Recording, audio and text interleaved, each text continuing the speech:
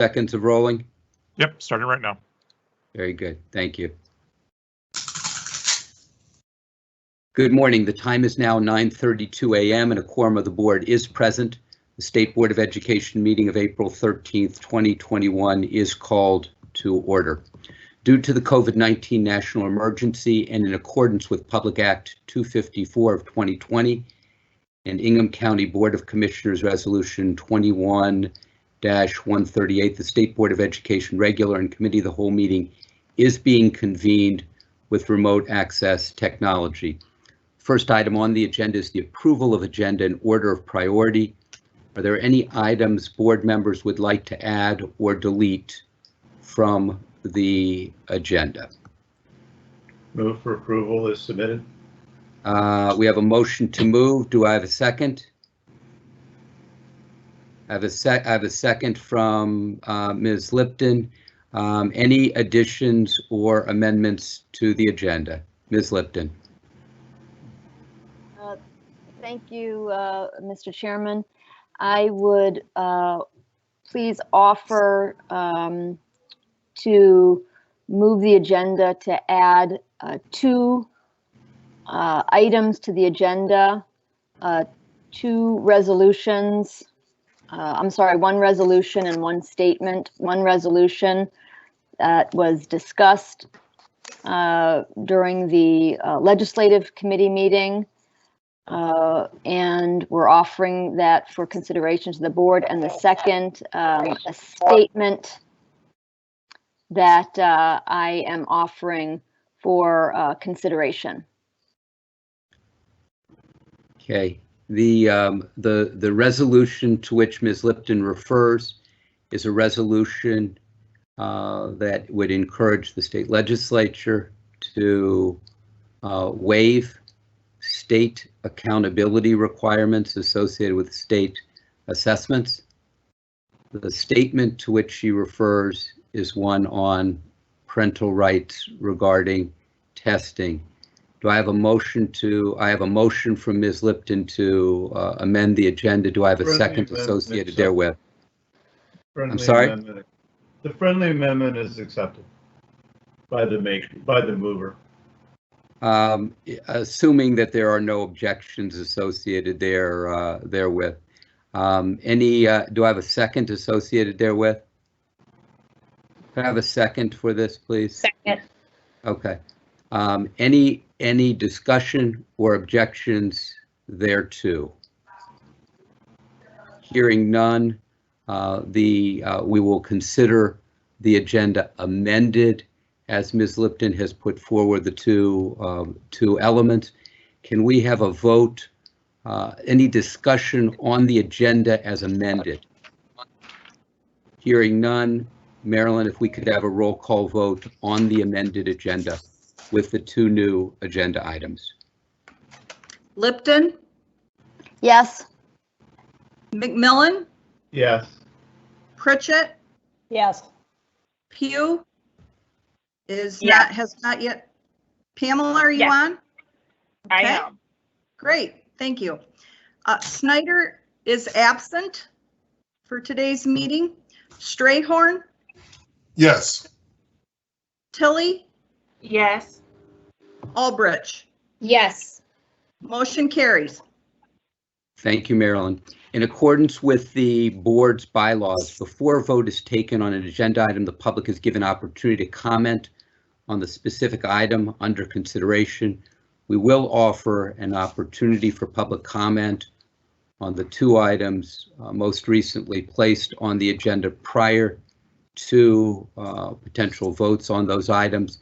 If members of the public would like to provide comment on these specific agenda items, either the one, the other, or both, please email Marilyn Schneider at schneiderm@michigan.gov. That's SCHNEIDERM, as in Mary, at michigan.gov. This is the same contact information for public participation that is listed on the Michigan Department of Education homepage where you join the meeting, www.michigan.gov/MDE. Please be sure to note that you would like to comment on one of these two specific items. All other public comment on all other issues will occur immediately following lunch. Ms. Marilyn Schneider, whom you've just heard, our State Board Executive, will introduce the members of the State Board of Education. Marilyn, if you could do the honors, please. Happy to do so. Dr. Cassandra Albrecht is President of the Board from Dearborn. Dr. Pamela Pugh, Vice President of the Board from Saginaw. Ms. Tiffany Tilley, Secretary of the Board from Southfield. Mr. Tom McMillan, Treasurer of the Board from Oakland Township. Dr. Judith Pritchett, she's the Boards Association NASB Delegate, National Association of State Boards of Education, and she's also a member of the State Board Legislative Committee. She's from Washington Township. Ms. Ellen Kogen-Lipton is Chair of the Board's Legislative Committee from Huntington Woods. Ms. Nikki Snyder is the Board's Legislative Committee member from Dexter. Ms. Snyder is absent during today's meeting, unable to join us. Mr. Jason Strayhorn is also a member of the Board's Legislative Committee. He's from Novi. Ms. Brandy Johnson represents the Governor. She's the Governor's Policy Advisor for Education and Workforce. And this year's Teacher of the Year, who has a seat at the table, is Owen Bondano. He teaches English Language Arts to freshmen in Oak Park schools. Thank you. Thank you very much, Marilyn. The next item on our agenda is updates related to COVID. As of yesterday afternoon, the number of cases worldwide was more than 136 million, an increase of 19 million cases, or 16% over the 117 million cases at the time of our last board meeting just 5 weeks ago. The number of deaths worldwide has increased to more than 2.9 million, an increase of 300,000 deaths, or 11% over the 2.6 million at the time of our last board meeting. For the United States, the number of cases has increased from more than 29 million to more than 31 million in 5 weeks, an increase of approximately 2 million cases, or roughly 7%, with the number of deaths rising from 525,000 to 562,000, or approximately 7% during the same period. For Michigan, our cases have risen in each of the last 7 weeks. Since our last board meeting, the number of cases has risen from 598,014 to 747,697, an increase of 25% in the last 5 weeks, with the number of deaths increasing from 15,670 to 16,512, a rise of 5.4%. According to the CDC website, Michigan is now the leader among states in both recent cases and recent cases per 100,000 residents in the nation. Yesterday, CDC Director Dr. Rochelle Walensky urged Michigan to, quote, close things down, unquote, to help flatten the new case curve in Michigan and to reduce hospitalizations and deaths. Positivity rates, hospitalization rates due to COVID, and deaths due to COVID have all increased in recent weeks. The good news is that in fewer than 4 months, more than 5.37 million vaccinations have been administered in the state. Ultimately, it is these vaccinations that will protect us. In the short and midterm, however, we need to redouble our mitigation efforts, including but not limited to mask wearing, social distancing, hand washing, and disinfecting. Ventilation is important, as are outdoor and socially distanced meetings. Given the sharp rise in numbers of COVID cases, new COVID cases, again, 7 weeks of increases in a row, a total increase from 5,695 cases the week of February 13th through 20th to 45,817 cases last week, an increase of 40,122 cases, or more than 600%. I support the governor's encouragement of local school districts to move to remote instruction for high schools over the next 2 weeks. In addition to the typical elements of the agenda, including but not limited to reports from the Michigan Teacher of the Year and one of our regional teachers of the year, as well as the state and federal update, let me mention 6 other quick updates or contexts for you today.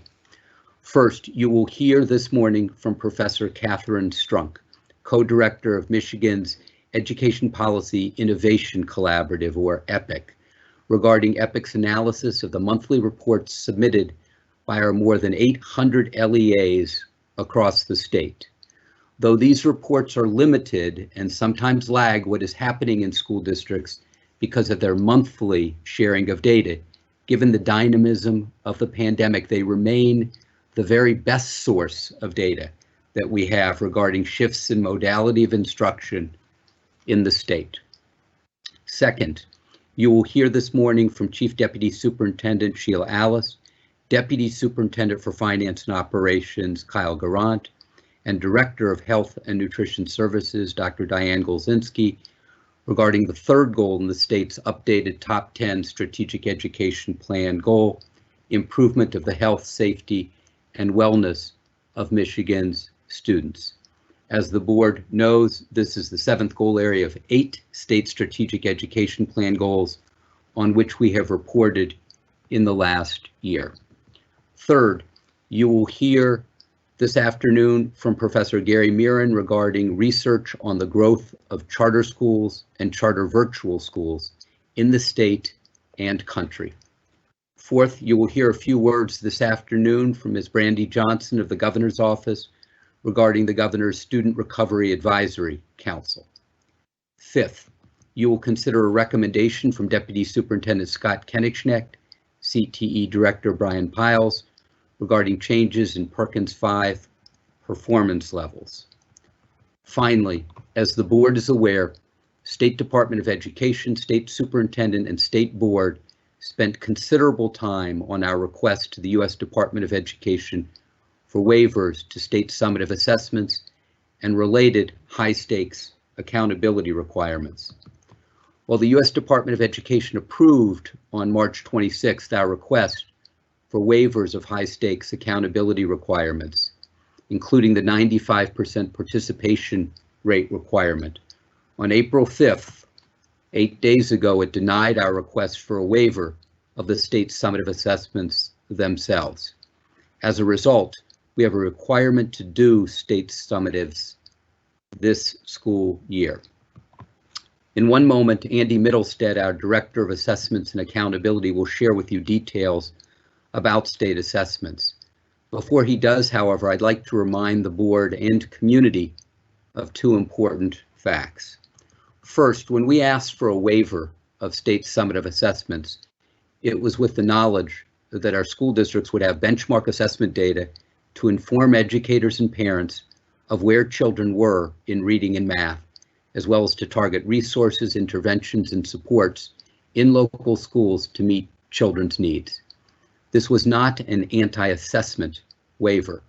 It was a waiver in opposition to administering state summative assessments in a pandemic when we are going to have benchmark assessment data, when more than half of our children are being educated at home, when COVID case numbers are increasing, and when we should be maximizing the time that we spend on children's social and emotional academic needs, not their testing. Second, while the United States Department of Education waived federal accountability requirements, the state legislature has yet to waive state accountability requirements. These include read by grade 3 retentions, the portion of educator evaluations associated with state summative assessments, and the running of the A through F accountability system. All of these should be set aside this year during the pandemic. As we discussed in agenda setting at the beginning of the meeting, after Director Middlestead shares the testing schedule with the board, you will be voting on a resolution related to these state accountability requirements. You will also be voting on a second resolution on parental rights regarding testing. Mr. Middlestead, welcome. Hi there. Good morning, board. Thank you, Dr. Rice. So I do have a few slides to walk through to supplement what Dr. Rice kind of kicked off for this morning. Let me pull those up here. Okay, so just briefly an update on the assessment situation for this spring. Dr. Rice walked through many of these bullets, but just as a recap, this is the timeline that we've gone through in the last really 3.5 months with the U.S. Department of Education. We submitted our original assessment and accountability waiver back on January 25th to the U.S. Department of Education. That initial waiver included assessment and accountability components. Later on, we did submit a supplemental waiver that was solely for accountability measures on March 19th. We did that because the U.S. Department of Ed came out with some communication to all the states, which included a template to request the waiving of the accountability measures as part of ESSA for this year. So we submitted that in addition to the larger waiver we submitted at the end of January. We participated in several meetings with the U.S. Department of Ed. If I had my count right, it was doing 4, 5, 6 meetings. So we talked with them extensively in small groups and in bigger groups. So we did certainly spend some time with them. At the end of March, like Dr. Rice talked about, we did receive approval for accountability request for that waiver.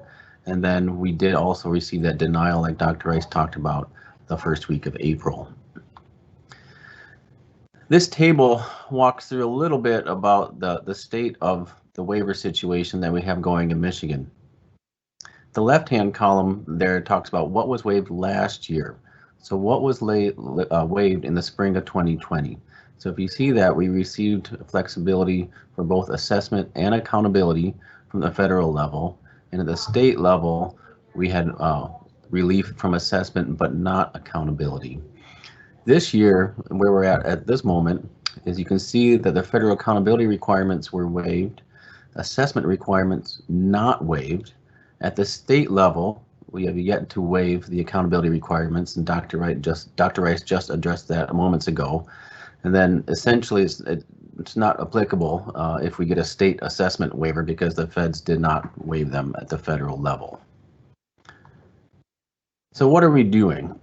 We've been working hard the last months to create flexibilities around assessment to be prepared in case the situation played out as it did, that we were going to be doing testing. We've been working hard to make sure there's as much flexibilities as possible to support schools in the case that we need to do testing this spring, which is how it played out. We've added additional time to all of our testing windows for both My MSTEP and My Access to provide flexibilities in terms of allowing time to get students tested. We've worked with both ACT and the College Board to add additional test dates in May so that students could perform the SAT or the work keys. Normally, we only have 2 main administration dates for both of these assessments. Now we have 3, with that third one be later in May. We've added additional flexibilities in working with the College Board around our PSAT assessments in grades 8 through 10. Schools have more time and then also more flexibility in terms of what days they can offer these PSATs. And these flexibilities are particularly helpful with the governor's recent request to pause in-person learning in high schools. If there are schools that are administering the 11th grade MME test this year and they have gone to remote this week, there are still 2 opportunities for them to do SAT and work keys later on in the spring. So those are some of the slides that I have. So I would kick it back to you, Dr. Rice. Thank you, Mr. Middlestead. Any questions from board members regarding the testing schedule? Ms. Lipton. Thank you. That was very helpful. My question is not so much to the testing schedule, but my question is just some clarification. The tests that you enumerated, MSTEP, PSAT, SAT, and work keys, are those all a result of federal requirements, number one, or are some of them state requirements? And then number two, the question I have is, are there any tests that you talked about that have dual, they satisfy a federal and state requirement in a single test? Sure. So I think that there's two questions there. I think the first question had to do about, are these, all of the tests I mentioned, required by federal law or state law or some just state? Was that your first question? Yes, correct. Okay. The answer is kind of yes and no. Most of these tests are required at the federal level. So the MSTEP, the MyAccess, and then also the Michigan Merit Exam, as we call it, in 11th grade, which consists of the SAT and the work keys, and then Science and Social Studies MSTEP. Those are required at the federal level, as is our 8th grade PSAT, because that's our chosen 8th grade test to meet ESSA requirements. The PSATs in 9th and 10th grade are state requirements and from state law to do the PSATs in 9th and 10th grade. Okay, thank you so much. Yep. Any other questions of Mr. Middlestead? Okay, no questions on Dr. Pugh, a question? Yes. My question is, and I think you answered this, so, and I might have missed if Ellen asked this question too, but in regard to the expansion of the window for testing, that was us that decided to expand that. I'm sorry, could you repeat that? I didn't hear the end of your question. What? The expansion of the window in which the assessment could be taken. That was our decision to expand that. Yes, we decided that several weeks ago, even before we received our denial from the U.S. Department of Education. We expanded those windows in preparation just in case to provide those flexibilities. Thank you. Thank you, Dr. Pugh. Any other questions?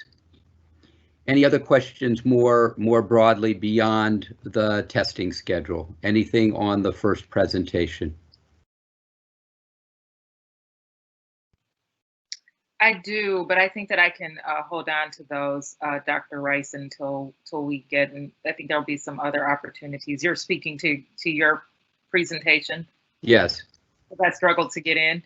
I do have a few, I guess, well, I can go ahead and get it out. My question is that it was suggested, encouraged that schools do not, or pause for 2 weeks. Who currently has the authority to actually pause schools? I believe I'm sorry, go ahead.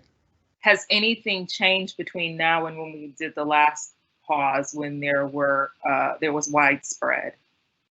I'm not aware of any change in that authority. Ms. Johnson, is that correct? Is that authority unchanged?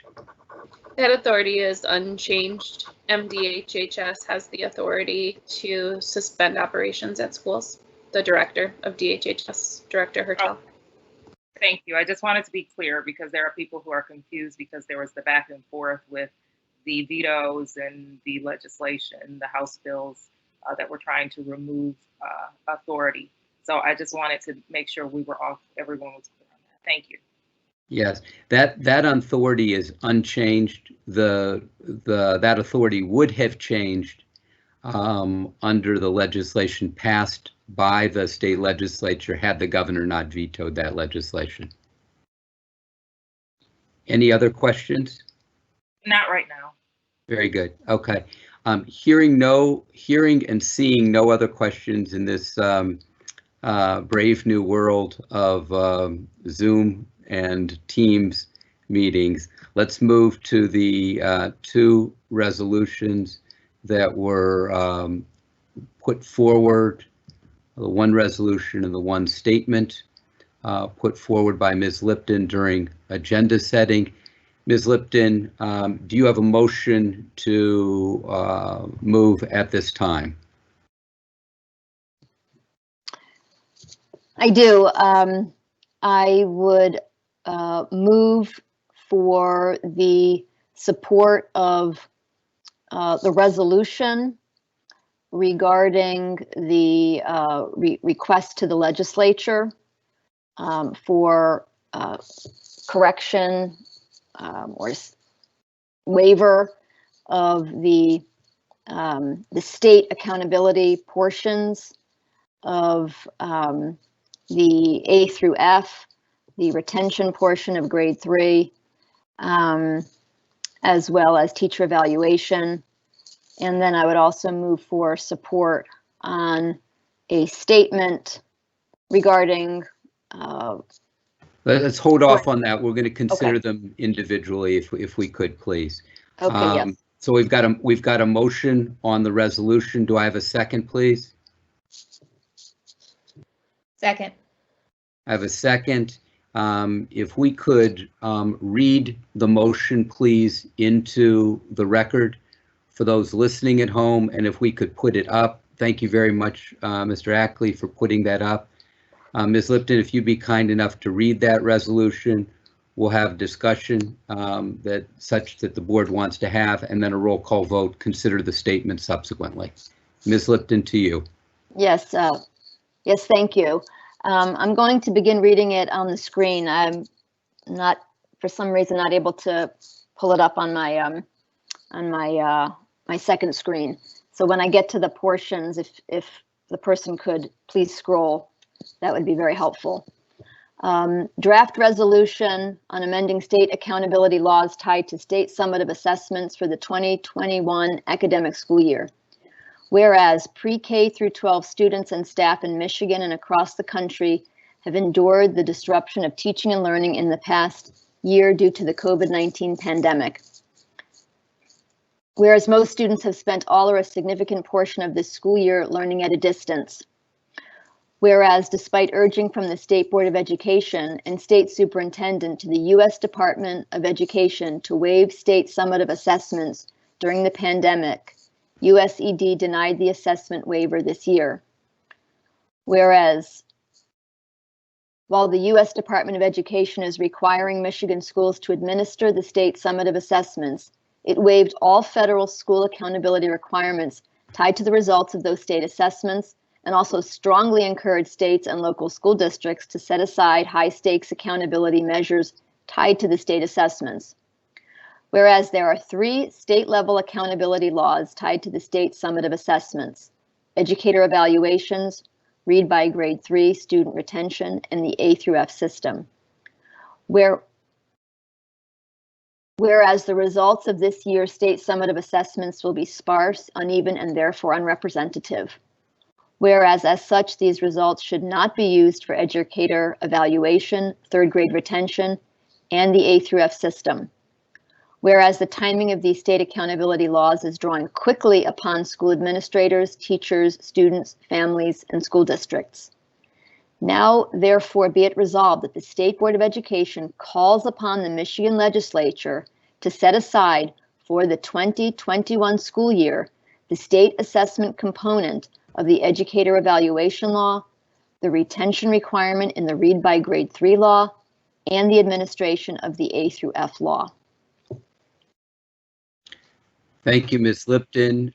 We have a motion, we have a second, we have a resolution that has been shared both on the screen and additionally verbally. Do we have any discussion associated therewith?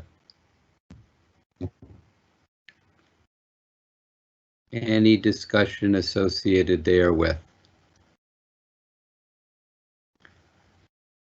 Hearing no discussion, I would just like to share for the listening public that in the absence of the state legislature's actions and prompt action. We are going to have high stakes accountability requirements associated with state summative assessments with small numbers and uneven numbers of our young people testing across the state of Michigan.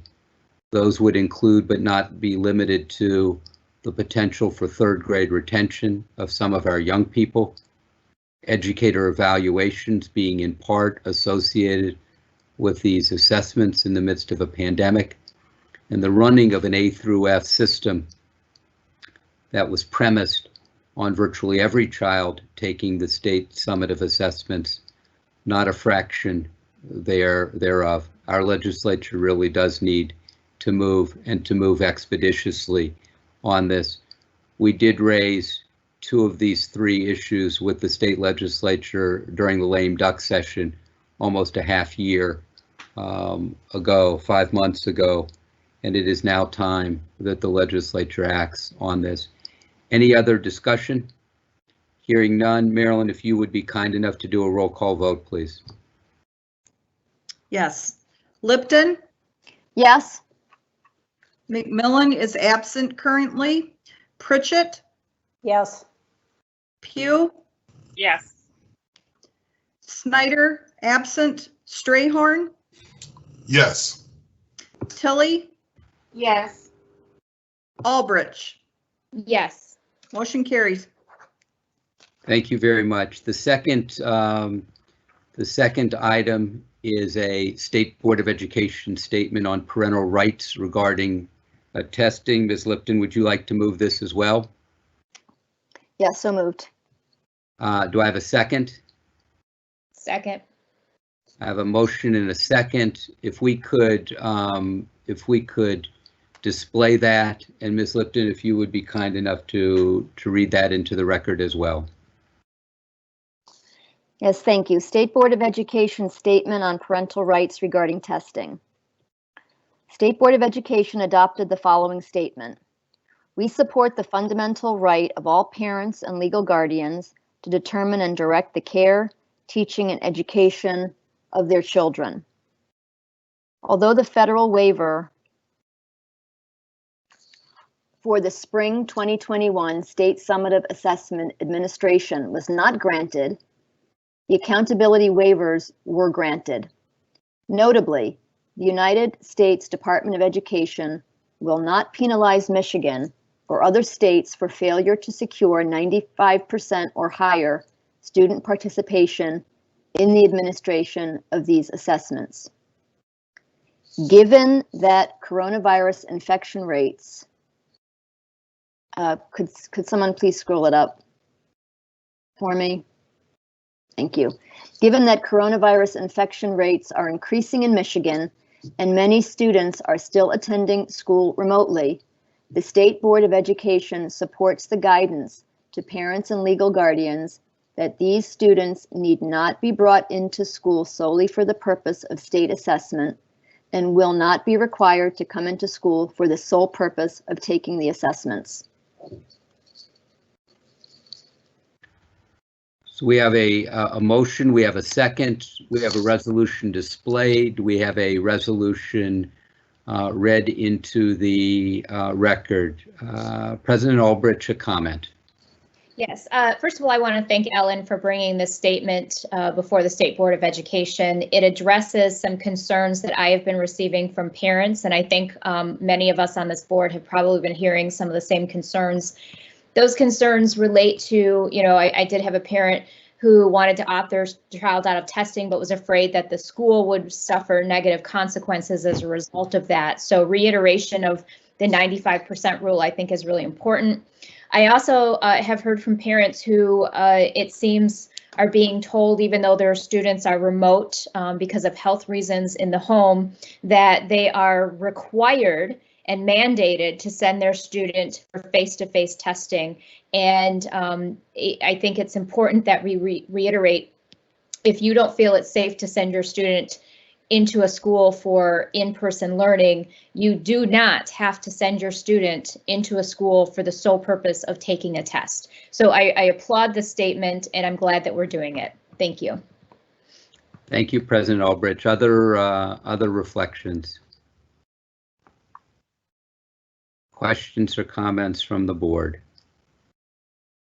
Dr. Rice, I too want to thank our policy chair, Ellen Lipton, for bringing this forward and knowing that we had to do this in a timely way. There are people out there who need to hear some voice of guidance at this time, because parents don't know which way to go. And as Dr. Albrecht pointed out, they're hearing confusing messages. And I think from a public health perspective, this is coming forward and coming through with all clarity that no one should put their child in harm's way to take an assessment, which, you know, I know that we all think is out of place, and we feel that there are other ways to that are currently underway, that are taking place, to be able to assess our children and what they're learning right now.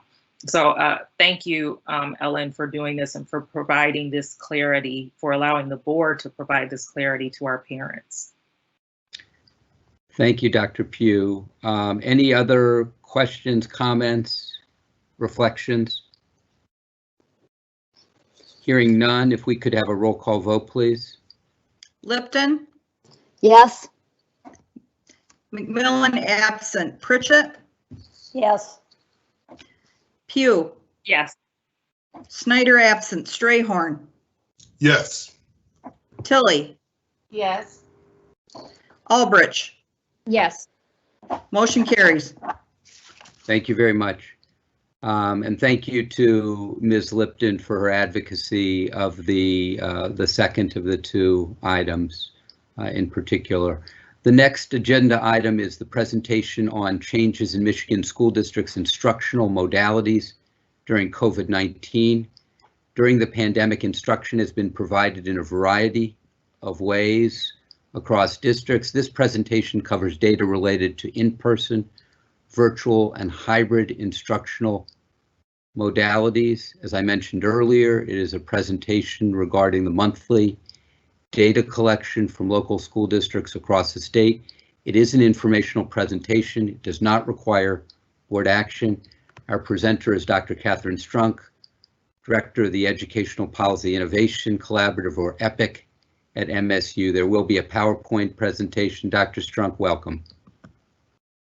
Thank you for having me. I appreciate it. Let me see if I can share my slide.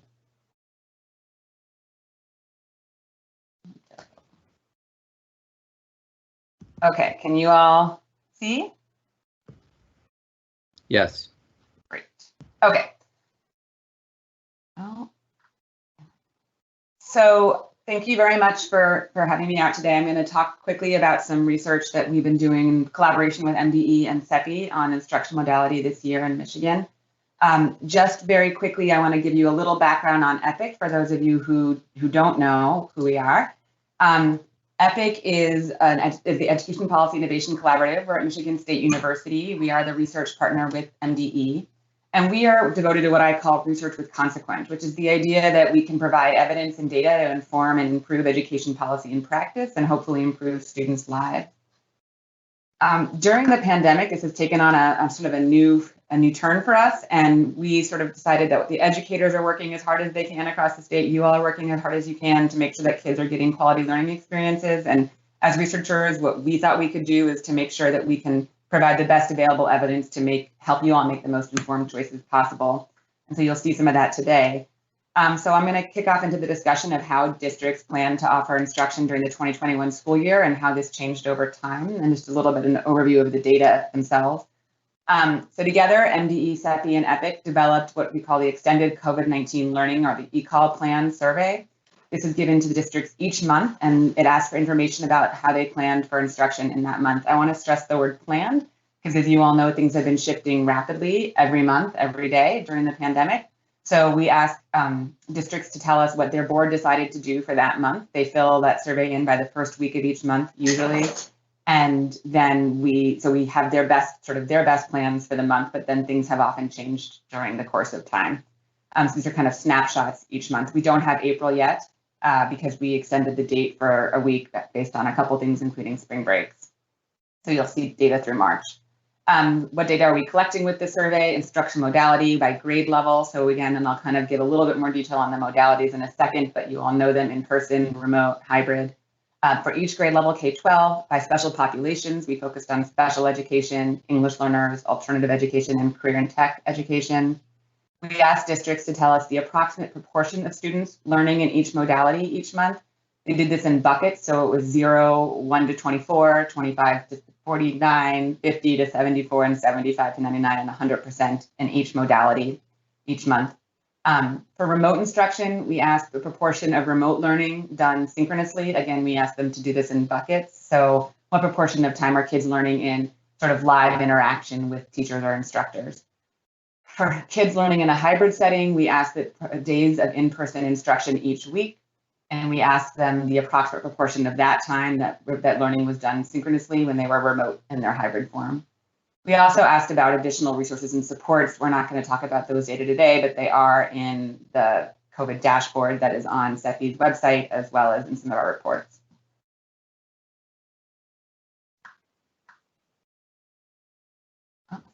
So a little more on the instruction modalities. We asked about fully in-person only, which is when districts say that every kid is only going to learn in person in their 5 days a week traditional sort of school schedule. We asked about fully remote only, so kids are learning 5 days a week fully from home or from remote instruction, not inside a school building. We asked about hybrid only, so every student receives some of their instruction in person and some of it remotely. And then we asked about fully in-person options. So actually most districts that are providing fully in-person instruction are doing so with the option to learn in another way as well. So kids can either be in the schools 5 days a week, or they can be learning from home in a hybrid or a fully remote instructional setting. And then we also asked about the hybrid option. So some students receive hybrid instruction and some students are opting to receive fully remote instruction. So these are kind of the 5 mutually exclusive categories of instruction modality that districts can offer. So here's the March snapshot based on the plans. So you can see that in terms of school districts, they're different from the student count. I'll explain those two in a second. And I should also say every month, some subset of districts didn't quite get their plans in on time, or they gave us a plan, but they didn't specify the modality. It's about 2 to 3% each month. In March, it was 3%. So you can see that third to bottom row is the fully remote only. And you'll see that about 7% of districts in March were only offering fully remote instruction. So 5 days a week learning from not inside a school building with a live teacher. That constituted about 4% of students. Fully in-person or fully in-person option, you'll see that about 69% of districts were at least offering the option to learn fully in-person 5 days a week. This represents about 66% of kids. And then about 21% of districts were offering a hybrid option, and that represents about 28% of kids. So you can imagine that some of the smaller districts tend to be more in-person, hybrid districts tend to be more urban. Here's sort of how the numbers look progressing over time. So from September through March, what I think is sort of important to note, and I'll show this graphically in a second. In September, about 58% of districts were offering the fully in-person option. That sort of grew over October and November to 63, 64%, and then dipped substantially in December when we had our sort of second wave, the big wave that happened of COVID infections. So about 42% of districts were offering in-person instruction in December, and that started to bounce back up over the course of the spring, 52% in January, 65% in February, and 69% in March. Sort of accordingly, fully remote instruction has been diminishing over time. So about a quarter of districts were offering fully remote only in September.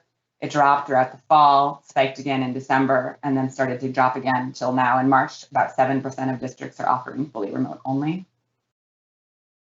Here's how it looks if you wanted to see the graph. So all the colors will stay the same for the whole presentation. So the dark green is fully in-person only. These are the districts that are only offering fully in-person 5 days a week. The kind of Kelly green is when they're offering the option. So the greens together are fully in-person.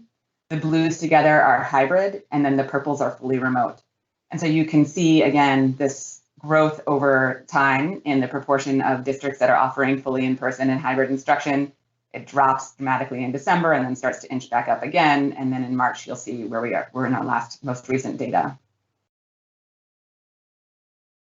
I should have said at the beginning that we are looking at this for all traditional public schools and charter school districts, except charter school districts that were virtual before the pandemic. But this map is showing you the geographic distribution of instruction modality, which we can only do for traditional public school districts since charter school districts don't have geographic boundaries.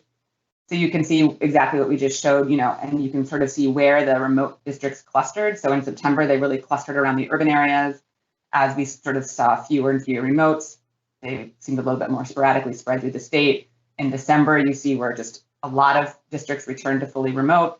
And then again, you can see in March where the small purple dots are just the ones that are still fully remote, and they're sort of spread across the state.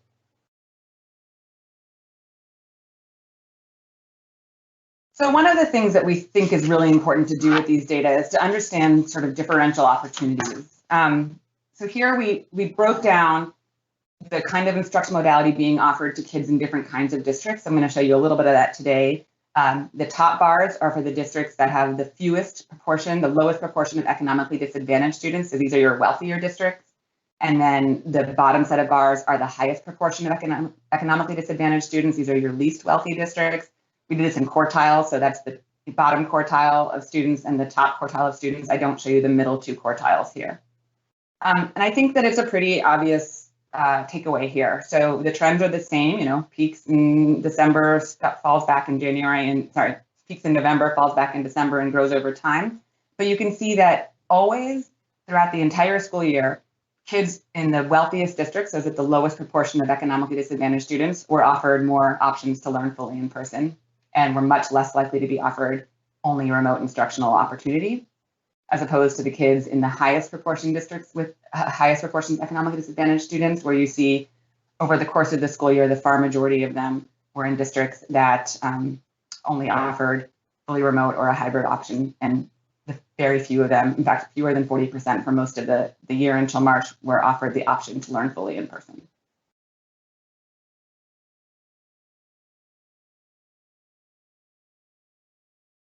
This is the same breakdown, but here we do it by proportion of Black students in the district. So these are the districts in the top with the fewest Black students, and then the bottom with the highest quartile of Black students, and the patterns are just even a little bit more accentuated, but the same takeaway. So again, across the school year, kids in districts with the fewest Black students are just more likely to be given the option to learn fully in person.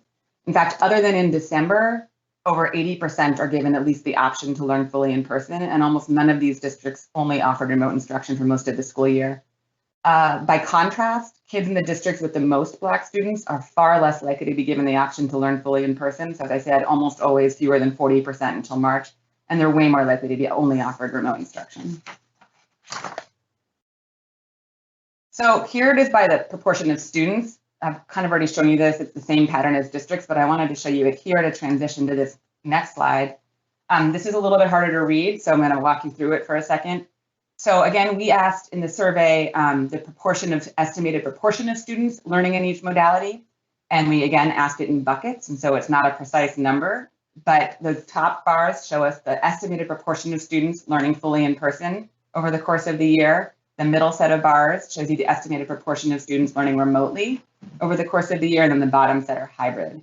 And I think the really important takeaway here is that, so let's look at the very top. In September, about 25.5% to 38% of kids were estimated to be learning fully in person. This is far fewer than the something like 60% of districts that were offering fully in-person instruction. So take-up rates for fully in-person have been lower.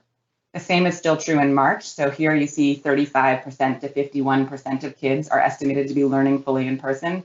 But again, by March, the majority of districts were offering the option to learn fully in person. So this is a pretty low take-up rate. Again, as a reminder, 69% of districts were offering the option to learn fully in person, but only 35 to 51% of kids were actually learning fully in person. By contrast, if you look at the March numbers for fully remote, about 24% to 44% of kids were estimated to still be learning fully remote in March, but only 7% of districts were only offering the option to be only offering kids fully remote instruction. So the take-up rate is much higher for fully remote instruction than the kids that are actually being required to learn fully remotely.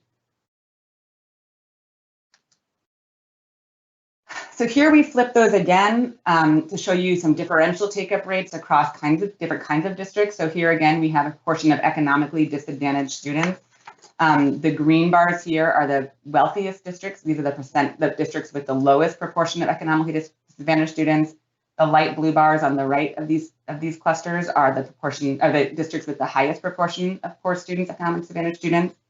The gray bars here show you the proportion of kids that were offered each thing. So that top row is fully in person, the middle row is hybrid, and the bottom row is fully remote. And then we show you in the darkest of the shading is if they were only offered that option for instructional modality. And then we show you the minimum to maximum estimated take-up rates. So let's look at the bottom row. So again, the proportion of students who are estimated to be attending fully remotely. For the wealthiest districts shown in green, the bottom, the darkest green bars are the proportion of students who were only offered fully remote instruction. So in September, it was just over 20%. It dropped to 5% in October, again grew in December and down to 5% again in February and almost none in March. Then the middle shade of green is the minimum proportion of students learning fully remotely, and the light green is the max. So in September, about 23% of students in the wealthiest districts were only given the option to learn remotely. However, between about 43 and 61% were estimating to be learning fully remotely. This suggests that the take-up was greater than those who were only given that option. Note, however, that those light blue bars, you see that by contrast in September, about half of students in the lowest income districts were only offered the option to learn remotely. And between about 80% and 90% learned fully remotely. So a lot of students elected to learn remotely, even though they were given the option to learn in another way. By March, still between about 50 to 70% of students in low-income districts were learning fully remotely, which is far greater than the approximate 15% who were only given the option to learn remotely. So across the year, about 18 to 40% of students in low-income districts were offered fully in-person instruction, actually took up the offer to learn in person. By contrast, about a half to 3/4 of students in high-income districts who were offered to learn in person took up the offer to do so in both September and in March. So the take-up rates are dramatically different across different kinds of districts. So in other words, the story here is that more students in wealthy districts were given the option to learn in person and fewer students in poor districts were, but throughout the year, there was relatively low take-up of offers to learn in person and pretty high take-up of learning remotely for the most disadvantaged districts. So you may want to consider why this is the case. So why do students in lower income districts choose to learn remotely, even if they're given the chance to learn in person? And why do so few choose to learn in person? Here we break it again by the same, again, this is by proportion of Black student population in the districts, and the patterns are almost identical.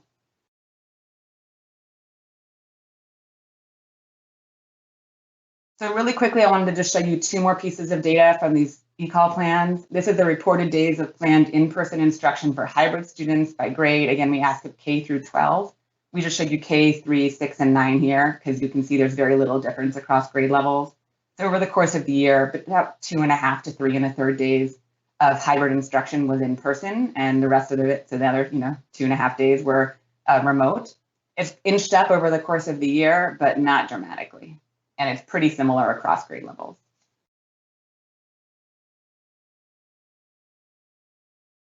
Here we show you the proportion of synchronous instruction for fully remote students by grade. Again, we ask this in buckets, and so you'll see this, the ranges here. And again, we just show you K, 3, 6, and 9, because there's not a lot of difference across grade levels. But you can see that about 1/3 to 1/2 of remote instruction is synchronous, which means that about 1/2 to 2/3 is fully asynchronous. So again, about 1/2 to 2/3 of the time, kids who are learning remotely are not learning in live back and forth instruction with an instructor. They're learning asynchronously. So the key takeaways, I think, from this is that first, most districts have planned to offer some in-person learning for most of the 2021 school year. If you add up the in-person and fully in-person and hybrid, it's far, far majority across the school year. But these opportunities are really not the same for all students across the state. So lower income Black, I didn't show you this, but Latino, Latina, and urban students are far less likely to have and offer the opportunity to learn in person. And then there are differential take-up rates for in-person learning. So again, lower income Black, Latino, Latina, and urban students are less likely to opt in to in-person instruction even when they're offered it. We don't have any measure of the quality of learning experiences, whether remote, hybrid, or in person this year. So all we can really talk about is some of the things I showed you. So students learning in a hybrid modality are in person about 2.5 to 3 1/3 days a week. And students learning in remote modality receive only about 1/3 to 1/2 of their instruction synchronously. So what all of this suggests is that students have had substantially different opportunities to learn this year. This is going to have pretty big implications for how prepared students will be when they return to school in the fall. I am happy to take any questions you all might have. I'm going to stop sharing my screen if I can figure out how to do that. Thank you, Dr. Strunk. That was a lot in a very short period of time. That was a bouillon cube of information. Board members, your reflections, questions, comments, thoughts for Professor Doctor. Ms. Lipton. Thank you so much. That was very helpful, and I'm probably going to need a little bit of time to fully digest the data, and I would just, from my own self, data is very helpful to look at, but I do think that it needs to be reflected upon over a period of time to sort of understand the context before policy is formulated and before the full implications are really fully digested. But having said that, the question I have is when schools were putting together their return to learn plans, and as they submitted this data on a monthly basis, it's my understanding that school districts, while they were developing these plans and tweaking them, they were having ongoing discussions with their parental community, whether it was through surveys or mostly surveys I'm aware of. Is that reflected in your data gathering? And what I mean by that is, it strikes me that you're just submitting the data, which is very helpful, but are you looking at the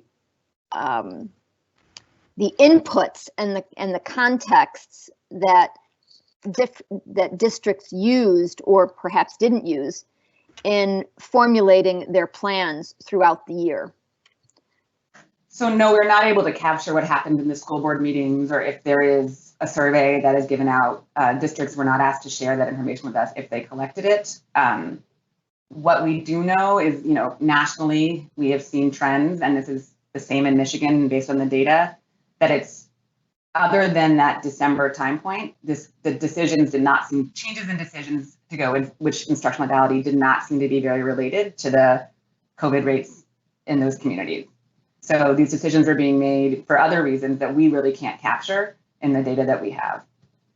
So just to follow up, thank you very much. So if the causation between infection rates doesn't seem to be the answer, is it at least possible that parental input was perhaps a driving factor in the decisions that the districts made? But we just don't know that. Yeah, we don't know. Okay. So, okay, thank you. Mm-hmm. Thank you, Ms. Lipton. Dr. Pugh and then Dr. Pritchett. And I didn't know if Hassan, oh, that was early. Okay, so I guess I have a couple of questions, and it was a lot to digest with Ellen. So I was trying to keep up with the beautiful colors too. So if you could go back to the date that this data goes through. What is the date? What are the dates again? It's the first, in general, it's been the first week of each month. So I think it's the first Tuesday or the first Thursday of each month, or the second. So it's really early in the month, and it's supposed to be based on the previous board meeting. So the board should meet, they should decide what they're doing for the next month, and they should enter that data into the survey. So March's data is based on the first week meeting of March. Okay, not February. Yeah. Okay. But Dr. Pugh, if I could, it could be based on a late February meeting associated with expectations for March. That's accurate. So this is about what you expect to do in the month of March, not necessarily the lived experience, but rather the expectation for the month of March. That's important. It's an important distinction. Moreover, as the weeks transpire, as they elapse, a district may pivot off of that initial decision to a different decision given changes in COVID numbers. So let me just be clear, because I just really want to understand March's numbers in particular right now. So how would we know the student counts? How would we project that? So in two ways. One, we can weight the district by the number of students enrolled in the district. So we know on average in proportion, if 7% of districts were going fully remote in March, that was only about 4% of kids. And so these are the different that's how we can weight it that way. Then we also ask them, estimated what proportion of students do you estimate are learning remotely, in person, and hybrid in your district? And we did that in buckets. And so it was, again, these sort of broad corridor buckets. And they said we estimate about 1 to 24% of kids are learning in person in their district. Okay, so when you get the April numbers, then can you tell me what will be the methodology that you use then for March's numbers and for April's numbers? Or you've already told me pretty much April what you would do. So it'll be the exact same method for April. We're just collecting it a little bit later this month based on spring break and a couple other data collection pieces that were occurring. Okay, but do you go back to March and do you correct the data to reflect actual reporting? The districts have the option to correct just the previous month, but they're only supposed to do that to fill in if they did not provide the data. And we usually get a few extra districts that provide the data for the last month. During April, they'll provide it for March. Some districts have said, we made an error in our reporting, and they go back and they correct what their plan was for March. But not every district chooses to do that if they were incorrect. Okay, and I think as it relates to Ellen's question, do you, as far as how are districts, how are decision makers using this data? So how did the decision makers use this data, Governor Whitmer, to suggest and please jump in if you like. How is this data being used to then determine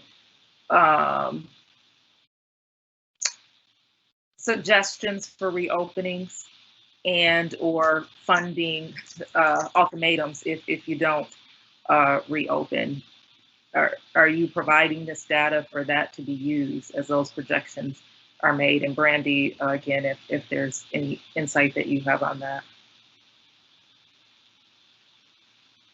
Dr. Strunk? So we provided them to the governor's office, to Brandy, and we provided them to Dr. Rice and his team. They're also publicly available online. So CEPI has been putting up a dashboard, and we provide a publicly available report every month that comes out a week after the data are provided. So we hope that they're being used to inform decision making, but we don't have any knowledge of how people are using them or not. Ms. Johnson, would you like to add to anything to Professor Strunk's response? Sure. So certainly they are being utilized. In addition to what Dr. Strunk just said, they've been made available to the Student Recovery Advisory Council, which I'll be sharing a little bit more later on for them to utilize as data when making recommendations. As you know, in early January, the governor set a goal of providing in-person instructional opportunities, particularly to our youngest learners. And so we utilized the EPIC reports in a couple of ways. One, to measure progress against our own goal. You know, by that first week of March, we were able to say that 97% plus of traditional school districts were providing in-person learning opportunities to all students. And then we also utilized it to target outreach where schools might need additional assistance. So one really great example is deploying rapid antigen testing supplies. So where there were areas where schools were really struggling to find their path to reopen, I would, you know, directly reach out to those school district superintendents and say, you know, would deploying some type of rapid antigen testing program beyond, say, your student athletes, making it more widely available to educators and students help? Would support around vaccine distribution to educators help them to really identify those barriers from providing families an opportunity to have their students live in learn in person, and so it was a helpful tool to target outreach for additional supports. So, and it sounds like, so that outreach was mainly to like schools. So I guess, and one of the concerns that I've had, and Dr. Rice, we've talked about this, is that when we're talking to the general public and we're telling the general public that, I can't remember what the percentage was, like it was like 80% of schools or districts were open, or some figure that we were using.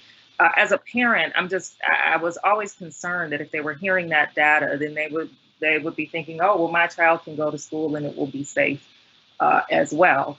But the data that you showed us, Dr. Strunk, showed us that it was certain schools that were not opening. And those schools that we're talking about are the schools on a national level, we can say, have outcomes that are more adverse than other populations. And here in the state of Michigan, we can see some of that as well as when we look at the widespread circulation of the virus within those communities. And I guess I just don't understand, and I appreciate, Brandy, what you're saying, and that those are good uses of the data, but how we're messaging to the general population without really articulating that data broken down by those populations. Because unfortunately, what works for or can be generalized to the population we can't generalize that to our Black and Brown communities. Wish we could, but we really need to think about that. And then I'm thinking, if we overlaid the data over how we were opening these schools and how we're seeing our numbers as it relates to cases, hospitalizations for those ages of students, as well as the ages of the parents, if we overlay that data, I wonder what we would see. And then I'm just wondering, Dr. Strunk, how you're a part of those discussions moving forward here, and then I will yield. So we did overlay those data. We worked really hard right around Thanksgiving, actually, to look at the relationship between in-person schooling, so districts that opted to be in person, and the proportion of kids who were taking up the offer to be in person, and COVID rates in the community. We worked with epidemiologists to make sure we were modeling it correctly. And we did release that paper, and I know both the HHS and MDE and the governor's office all really worked with us on that and made sure that it was useful to them. You know, we did show that districts that are opening in person, on average, don't really contribute to the spread of COVID in the community. We looked at it by breakdown of age groups as well, until you get to a very high level of COVID in the community, at which point it does look like being in person spreads COVID in the community. And that's actually been found nationally. So we did it in Michigan and in Washington State with other data that we had, and it's been done nationally as well with other data, and it's a pretty consistent finding. So again, being in schools in person appears pretty safe until you get to very, very high levels of COVID spread in the community, and then it does seem to contribute to COVID spread in the community. The caveat is we were not able to break it down by grade level. And so we don't know if it's an elementary versus a middle or high school thing. We didn't have the power and the analysis to be able to do that. The second caveat is that this was done before the variant. So this was done in the fall before we had all the different more contagious variants in Michigan. And just to sneak one more in, since you said that about the study, were we looking at districts like Flint, Detroit, were they a part of that data? Yeah. And have we seen that study? I'm happy to send it to you all. It's on our website. I'm also happy to come back and present it to you if that would be useful. Okay. And Brandy, is that the one that you sent us that was partially, it wasn't complete? I remember us talking about it, but I remember there was either some partial, it was partially complete, or there was a limitation that concerned. It's called a working paper. Is that right? Dr. Strunk, do you want to say what a working paper is? Sure. Yeah, so working paper, so in academia, right, we go through peer review, which means that we make sure that someone else who's really good at the method has read it and understood it and has asked us questions to make sure it's as high quality as possible. At EPIC, we always go through internal peer review, and we also make sure that we have others read the papers and give us feedback before we post anything. So it's a little bit less of a working paper, but we call it a working paper until it's officially published in a journal. Okay, so your limitations then are that the variants, if we were looking at it now, there were no variants, and then there's some concern with how widespread the virus was in that community. Right. Within that, you think that it was generalizable to the entire population here in Michigan? With the one other caveat that we couldn't break it down by elementary, middle, and high. And so especially earlier in the fall, the health communities did not believe that COVID was spreading as rapidly to younger children. And that they were as efficient vectors of the disease. And so that's why a lot of the community has rallied around the idea of keeping elementary schools open, even if middle and high schools are asked to be closed for a bit. Okay, thank you. Thank you, Dr. Pugh. Dr. Pritchett, Dr. Albrecht. Thank you very much for the report, and I assume we'll be able to get a copy of those slides because obviously on the screen they were a little small. So I think the big takeaway for me was, again, we kind of live in our own little bubble and read, certain news stories, media releases, or our local papers, and we forget how big the state is. And what I found most fascinating was the fact that in-person is offered, but the amount of or the number of students' families that have chosen either to go remote or possibly go hybrid, depending. I think a lot of that is families get into routines and having to switch routines. If a district was having to, for example, in December, go full remote because of the spike in cases, and then in January say, okay, now we're going to offer in person again. Possibly a family had found a routine where the remote was more feasible for them. So, and I realize you can't dig that deep into rationale for parents making those decisions. So, but those were a couple of ahas for me anyway. So I do appreciate that. And again, would just request that if I could get those slides on paper in front of me, I'd have more of an opportunity and possibly some additional questions after that. Thank you. Happy to send along the slides. And also, again, the reports are published online at EPIC's website. So you can also always go to the website and get the most recent month's report. All right. Thank you. Thank you, Dr. Pritchett, for your ahas. Dr. Albrecht. So this might be more of a question for MDE, and perhaps it's a longer term question, but if I remember correctly, there was an appropriation that tied funding for schools to them providing in-person learning. And if I'm looking at these slides correctly, what we're saying is those districts that tend to educate students in higher SES would have been more likely to get that funding, and those districts that educate students in low SES would have been less likely to get that funding. So do we have an understanding of the depth of those disparities, and what should we be doing about that? Yeah, so that's a like an onion question, President Ulbrich, and let me peel it back a little bit if I could. So there are 832 LEAs across the state. The appropriation to which you refer, a state appropriation, was an appropriation for those districts that with the federal appropriation, with the federal ESSER II appropriation, we're not going to be able to get to at least $450 per child. So they were by definition the most advantaged of the districts in the state to begin with, 215 of them to be precise, that were potentially eligible for this $136 million pot of funding if they offered at least 20 hours of in-person instruction a week on or before March 22nd. So that's the first piece. The second piece is that we believe that the vast majority of those districts had already been offering at least an in-person option on or before March 22nd.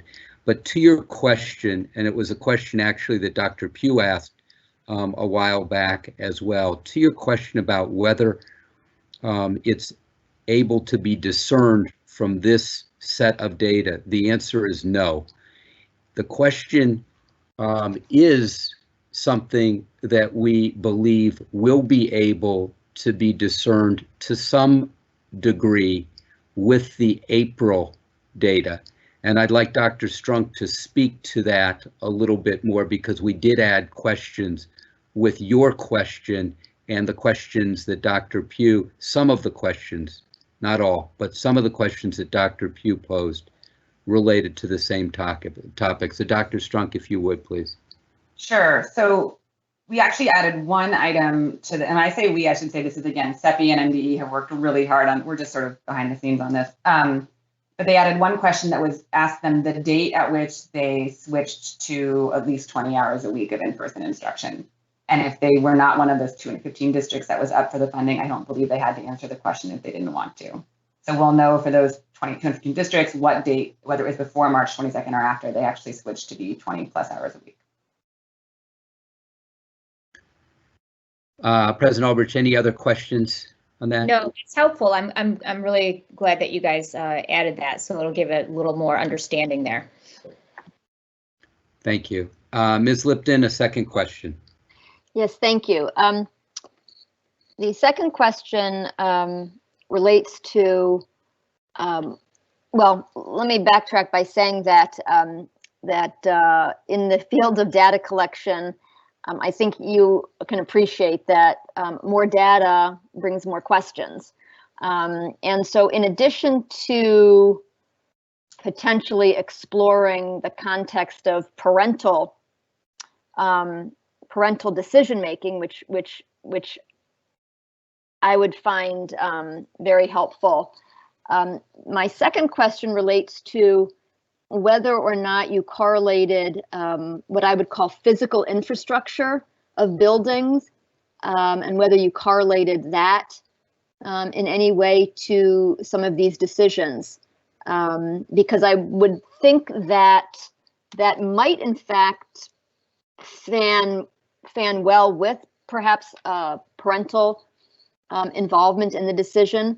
But I do know that we do have a wide variety in this state of physical infrastructure of our school buildings.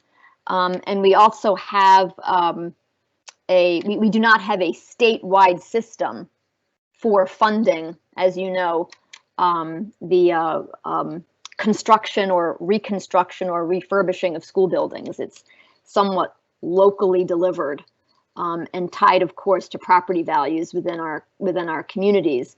And so that would be another additional piece, not to add more work, but that would be, I think, an interesting piece as well, whether there is a correlation between the incidence of the type of learning that's being offered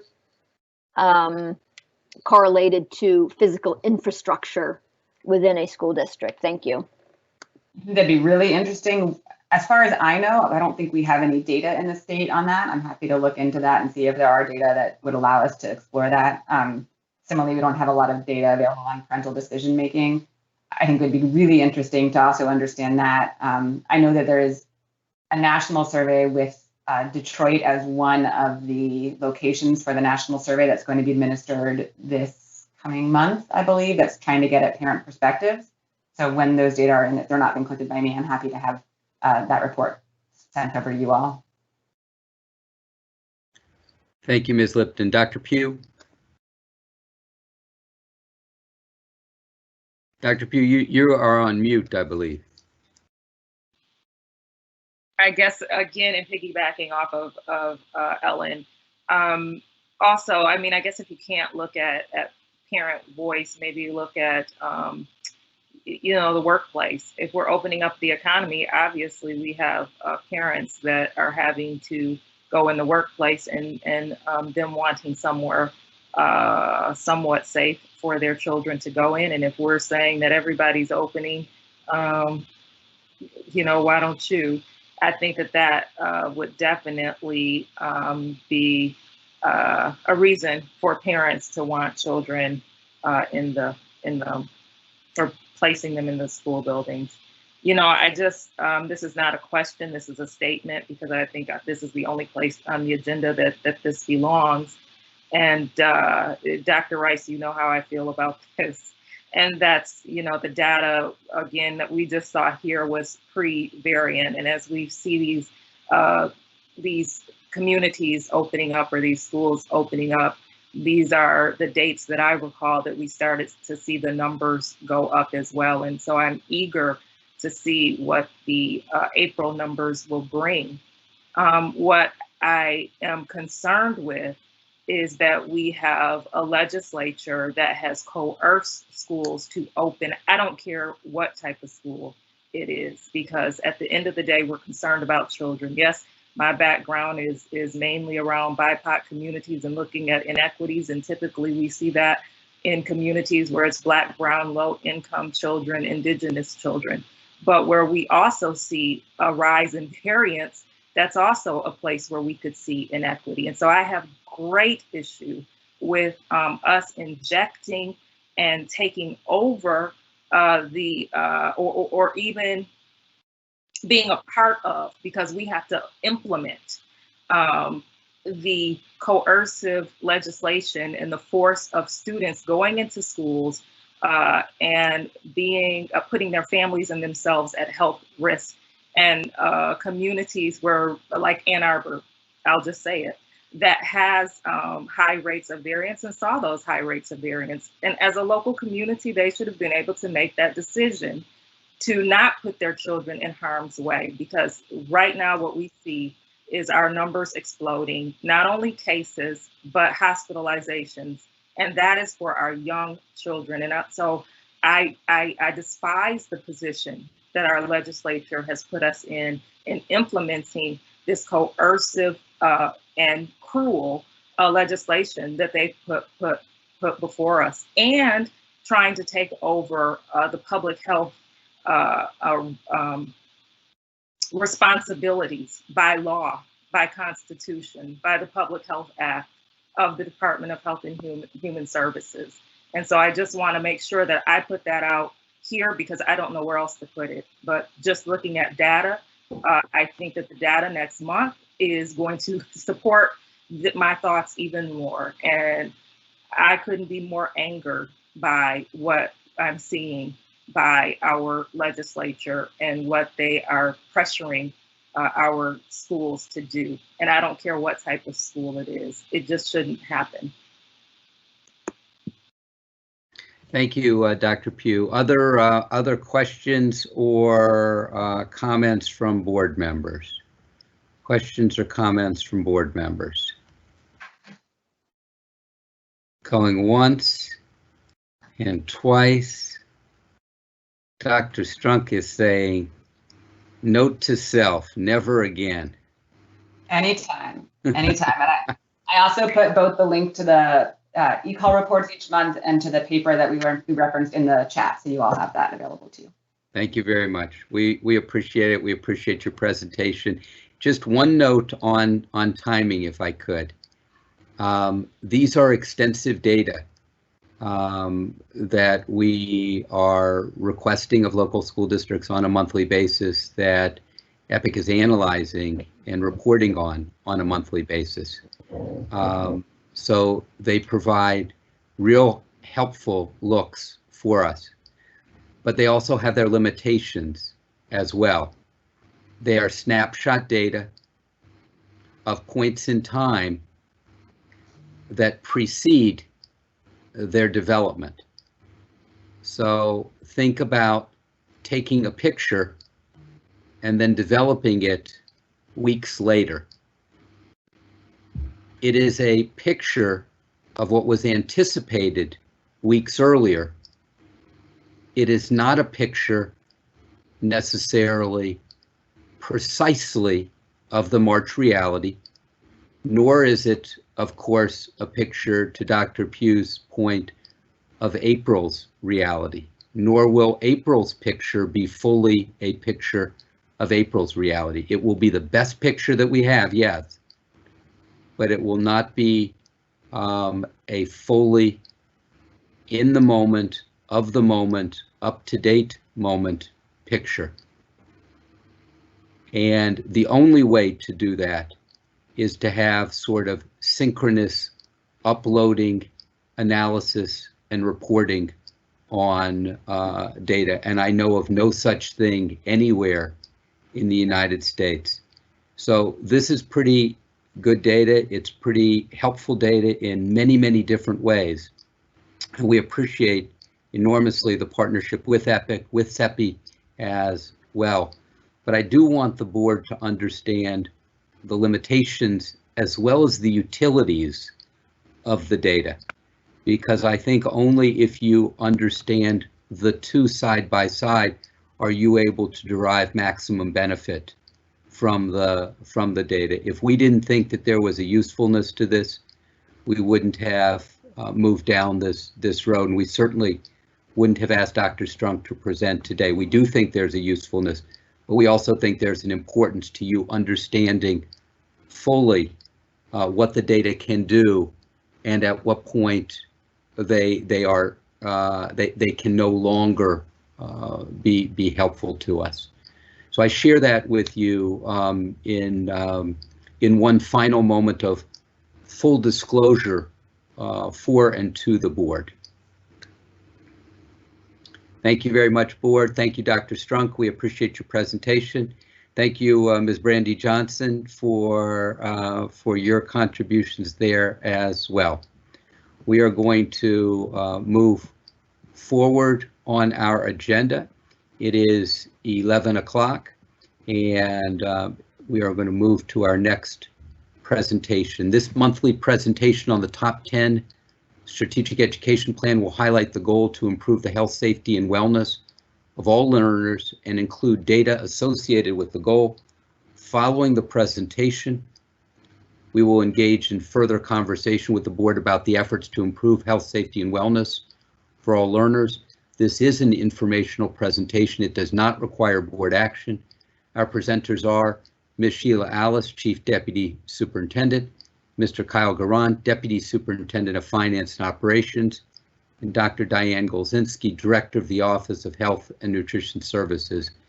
There will be a PowerPoint presentation. Presenters, welcome. Thank you, Dr. Rice, and good morning, everyone. Today's Top 10 Strategic Education Plan presentation is the 7th in a series on the goals and metrics included in Michigan's Strategic Education Plan. Today's presentation format will follow the format that we have used in previous Top 10 presentations. We're going to begin with a review of the metrics, followed by sharing some of the key efforts at MDE to achieve the goal. Mr. Kyle Garant, Dr. Diane Golzinski, and I appreciate the opportunity to continue this series of presentations to the State Board of Ed. The 8 goals in Michigan Strategic Education Plan are listed on this slide. Today's presentation will focus on the 3rd goal, improve health, safety, and wellness of all learners. Within the top 10 Strategic Education Plan, the metrics selected for this goal are listed on 2 slides. The metrics support physical health, mental health, and safety. We will present data for all of the metrics except for 2 of them. We're unable to present the data for the metric on the number of students who received school mental health and support services, and for the metric on the percent of children tested for lead and the percent of children who had high levels of lead, because the data for these 2 metrics are not currently available. Following the data presentation, we will share some of the many efforts which MDE is leading that are having a positive influence on the goal to improve health, safety, and wellness of all learners. And now I would like to introduce Dr. Diane Golzinski, the Director of the Office of Health and Nutrition Services, to begin this segment of the presentation on metrics. We're going to start with the metrics related to physical health. Dr. Golzinski. Good morning. Thank you for having me. On our first slide with the metrics, we have our first overarching metric, which comes to us from the Annie A. Casey Foundation and is our national rank for overall child well-being. This rank is a compilation of individual rankings for education, economic factors, health, and family and community factors. As you can see on the slide, Michigan was ranked 32 overall in 2020. On the next slide is the first in our series of physical health metrics. This is the average number of students who eat breakfast at school on a daily basis. While these numbers have slowly been improving over the past 5 years, and we are proud of the fact that 8 out of every 10 low-income students participate in breakfast at school, we are still concerned with the over 70,000 students who do not have access to breakfast at school simply because their district chooses not to offer the meal program at all. And nearly half of those students come from low-income families. On our next slide, we have our physical health metrics. The first is the percent of students who were physically active for at least 60 minutes per day on 5 or more of the past 7 days, and the percent of students who used tobacco products and/or electronic vapor products during the past 30 days. Both of these metrics come to us by way of the Youth Risk Behavior Survey from the Centers for Disease Control and Prevention, known as CDC. The YRBS is administered in odd-numbered years only and for grades 9 through 12. In addition, it is important to note that the electronic vapor products were not added to the survey until 2017. Therefore, we do not have those specific data prior to that year. The next slide is the percent of children ages 0 to 17 who were ever told by a doctor that they had asthma, and the percent of children who currently have asthma. These metrics will come to us by way of our partners at the Michigan Department of Health and Human Services through their Behavioral Risk Factor Survey, known as the BRFS. Next, our physical health metrics will be, next in our physical health metrics will be the percent of children who have been tested for lead and who have had high lead levels. As you heard Sheila say, these metrics will come to us by way of MDHHS and will be available beginning in the fall of 2022. Next is the percent of children ages 0 to 17 who were ever told by a doctor that they had asthma, and the percent of children who currently have asthma.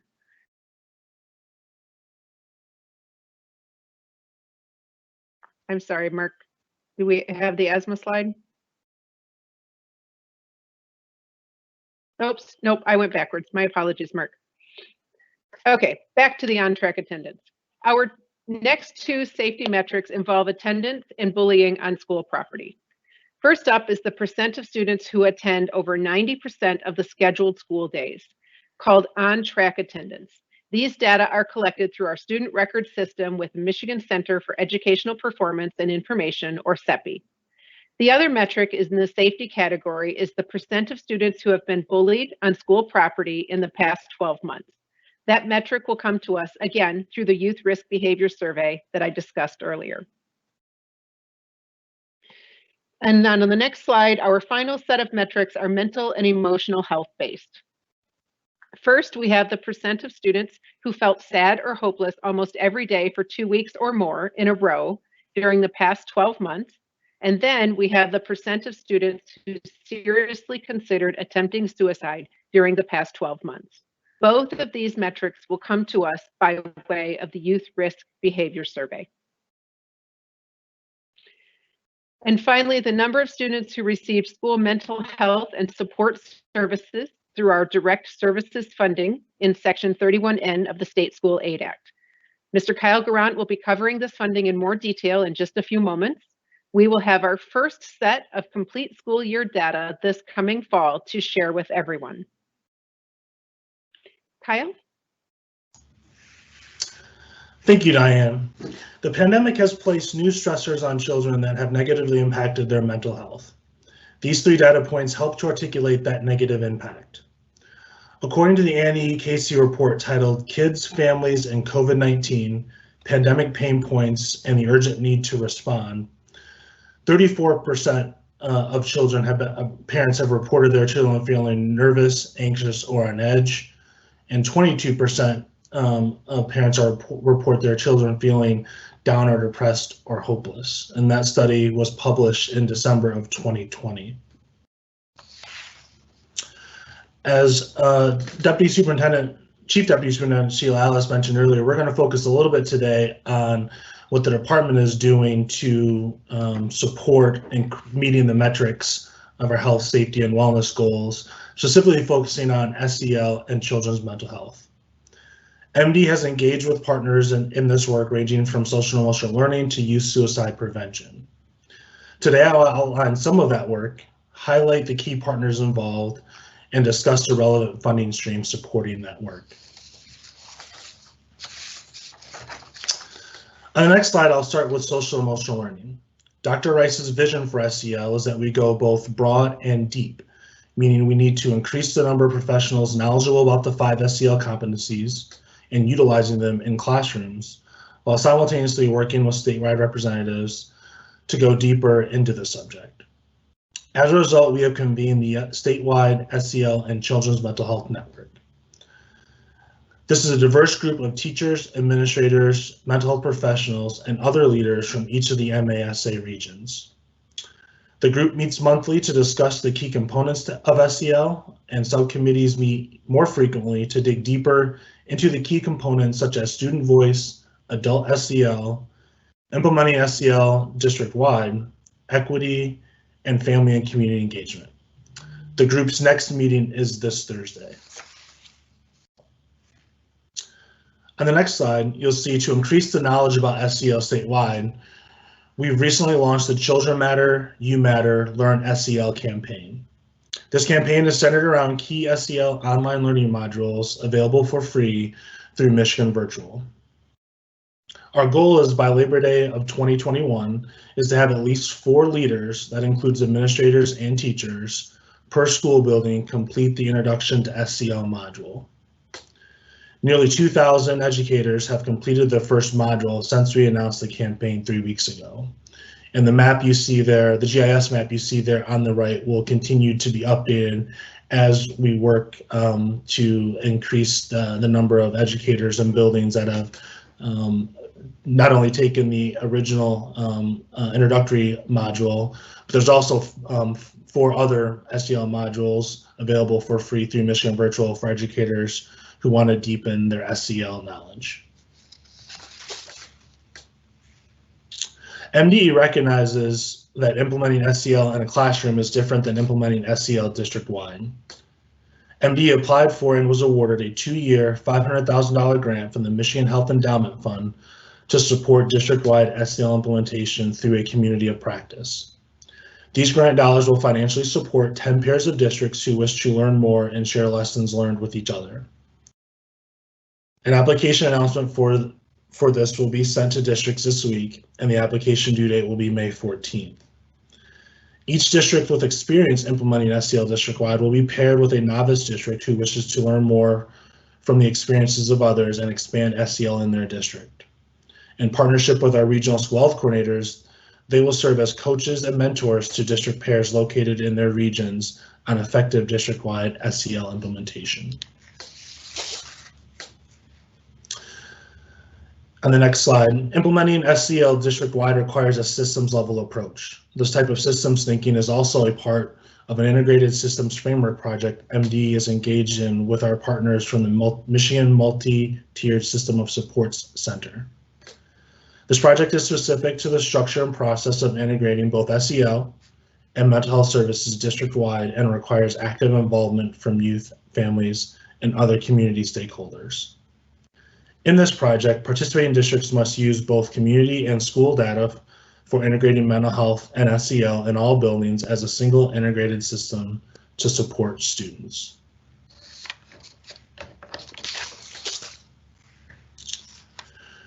Providing direct mental health services for children at school is important. Section 31N in the State School Aid Act provides resources to all 56 ISDs to support the hiring of mental health professionals to provide services to students in their region. As you may recall, Board, in legislative testimony earlier this year, Dr. Rice called for a doubling of Section 31N funding. The fiscal year 21 supplemental, signed into law on March 9th, provided a $20 million increase to this section. As of this past fall, over 165 full-time professionals have been hired, including school social workers, licensed professional counselors, and school psychologists. They're providing services in over 300 districts and 750 school buildings statewide. These are encouraging and growing numbers, but there is still a lot more work to be done to truly support the mental health needs of children as we recover from the pandemic. One subsection of the 31N funding provides financial support for the use of technology to support this work. MD has recently engaged with a company called MedLogic to provide an electronic platform to support care coordination for students. This electronic platform allows mental health professionals, both in and out of the school environment, to be able to share care notes and appropriate information to better coordinate mental health services for students. This platform is available for free to all ISDs statewide that choose to participate. Section 31N also provides funding to the Child and Adolescent Health Center program at the Michigan Department of Health and Human Services to expand centers specifically to provide mental health services. 68 centers have been strategically placed in counties that accounted for more than 2/3 of the youth suicides from 2008 to 2017. To date, just under 100 additional child and adolescent health centers have been opened specifically to provide mental health services for students. As we previously mentioned to the board, the Education Equity Fund was created to support narrowing the digital divide and provide mental health services. As you may recall, 90% of CARES Act elementary and secondary school emergency relief, or ESSER fund dollars, was required by federal law to be distributed via the Title I Part A formula to districts. The Education Equity Fund was created out of the remainder of those ESSER funds. $7.64 million in grants were competitively awarded to districts to provide mental health services and supports. Youth suicide is a continued concern. Numerous bills are currently in both the State House and Senate meant specifically to address youth suicide. Multiple communication platforms are available to students for confidential help. MD has partnered with the Michigan Association of School Counselors, the Michigan Association of School Social Workers, and the Michigan Association of School Psychologists to participate in the Youth Suicide Prevention Coalition and conduct 2 youth suicide prevention summits since the fall of 2020, with a third planned for this June. MD has also secured a multi-million-dollar 5-year grant from the National Substance Abuse and Mental Health Administration called Project Aware. This is MD's second consecutive Project Aware grant, where we work in partnership with 3 ISDs to support an integrated mental health continuum of care to address death by suicide. The second grant that we've received from SAMHSA is specifically focused on meeting unique challenges faced by our rural ISDs, and you can see the list of those that are participating with us in this grant there. And with that, I will turn it back over to Dr. Rice. Thank you, Mr. Garant, Ms. Alice, Dr. Golzinski. We appreciate your presentation. Board members, do you have any questions or comments for our distinguished presenters? Ms. Lipton. Yes, thank you. That was a very, very helpful presentation. Very hopeful in some areas and perhaps less hopeful in some other areas. Going back to the portion of the presentation prepared by Dr. Golzinski, the question I have is on the data point that talks about students being on track for attendance. That, if memory serves me, that seems to be going down since you've collected the data in a rather alarming trend line. And my question is that do we have any context for that, number one, but more importantly, are there suggestions for changing that trend line, or is there an action or strategy for changing that trend line? Thank you for the question. You are correct. Those data do demonstrate that our number of students with on-track attendance is decreasing. 2016, it was 85.3, and in 2017, it was 79.6. I do not at this time have context. I will look into that and find out if CEPI has any context around that.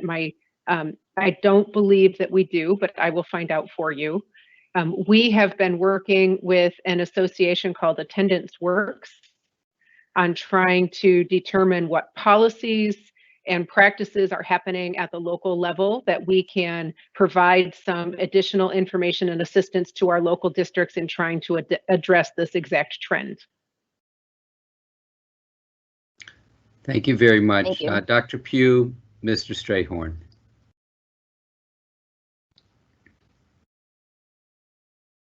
Dr. Pugh, to you. Sorry, trying to get to my button. It's all good. We've all been button challenged in the last 13 months. No, you're back to button challenged.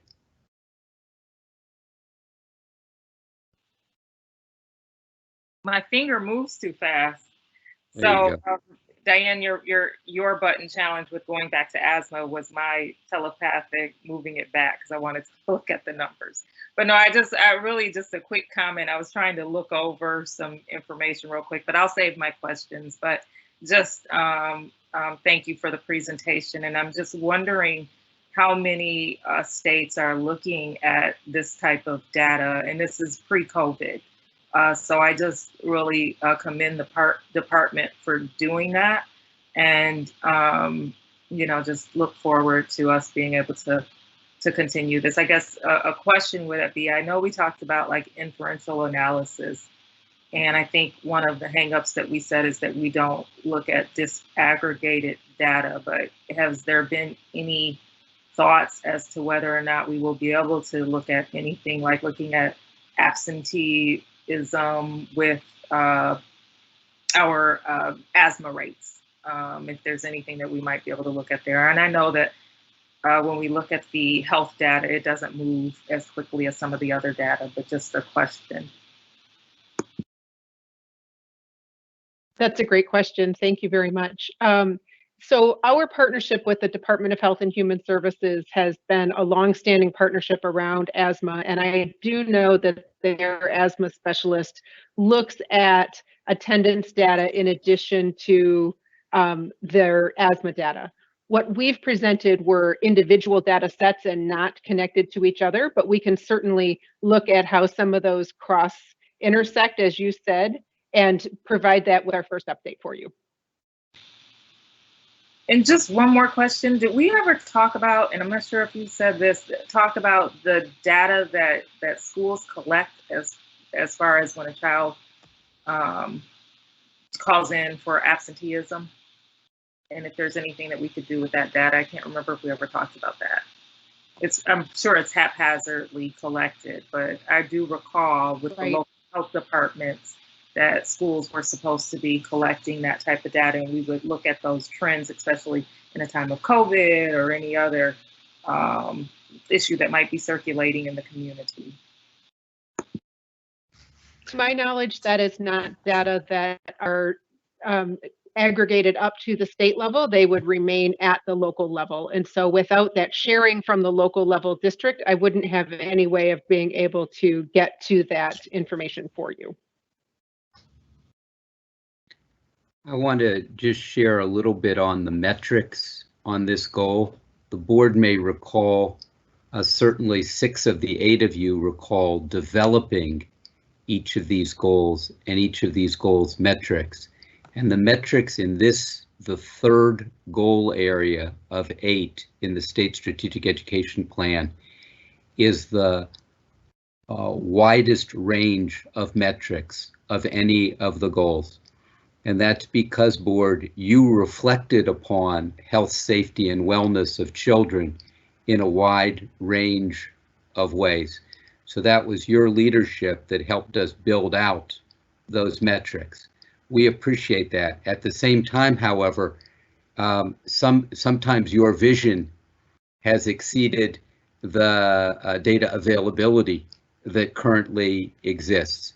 That's not necessarily a bad thing, because one person's vision today is another person's reality tomorrow.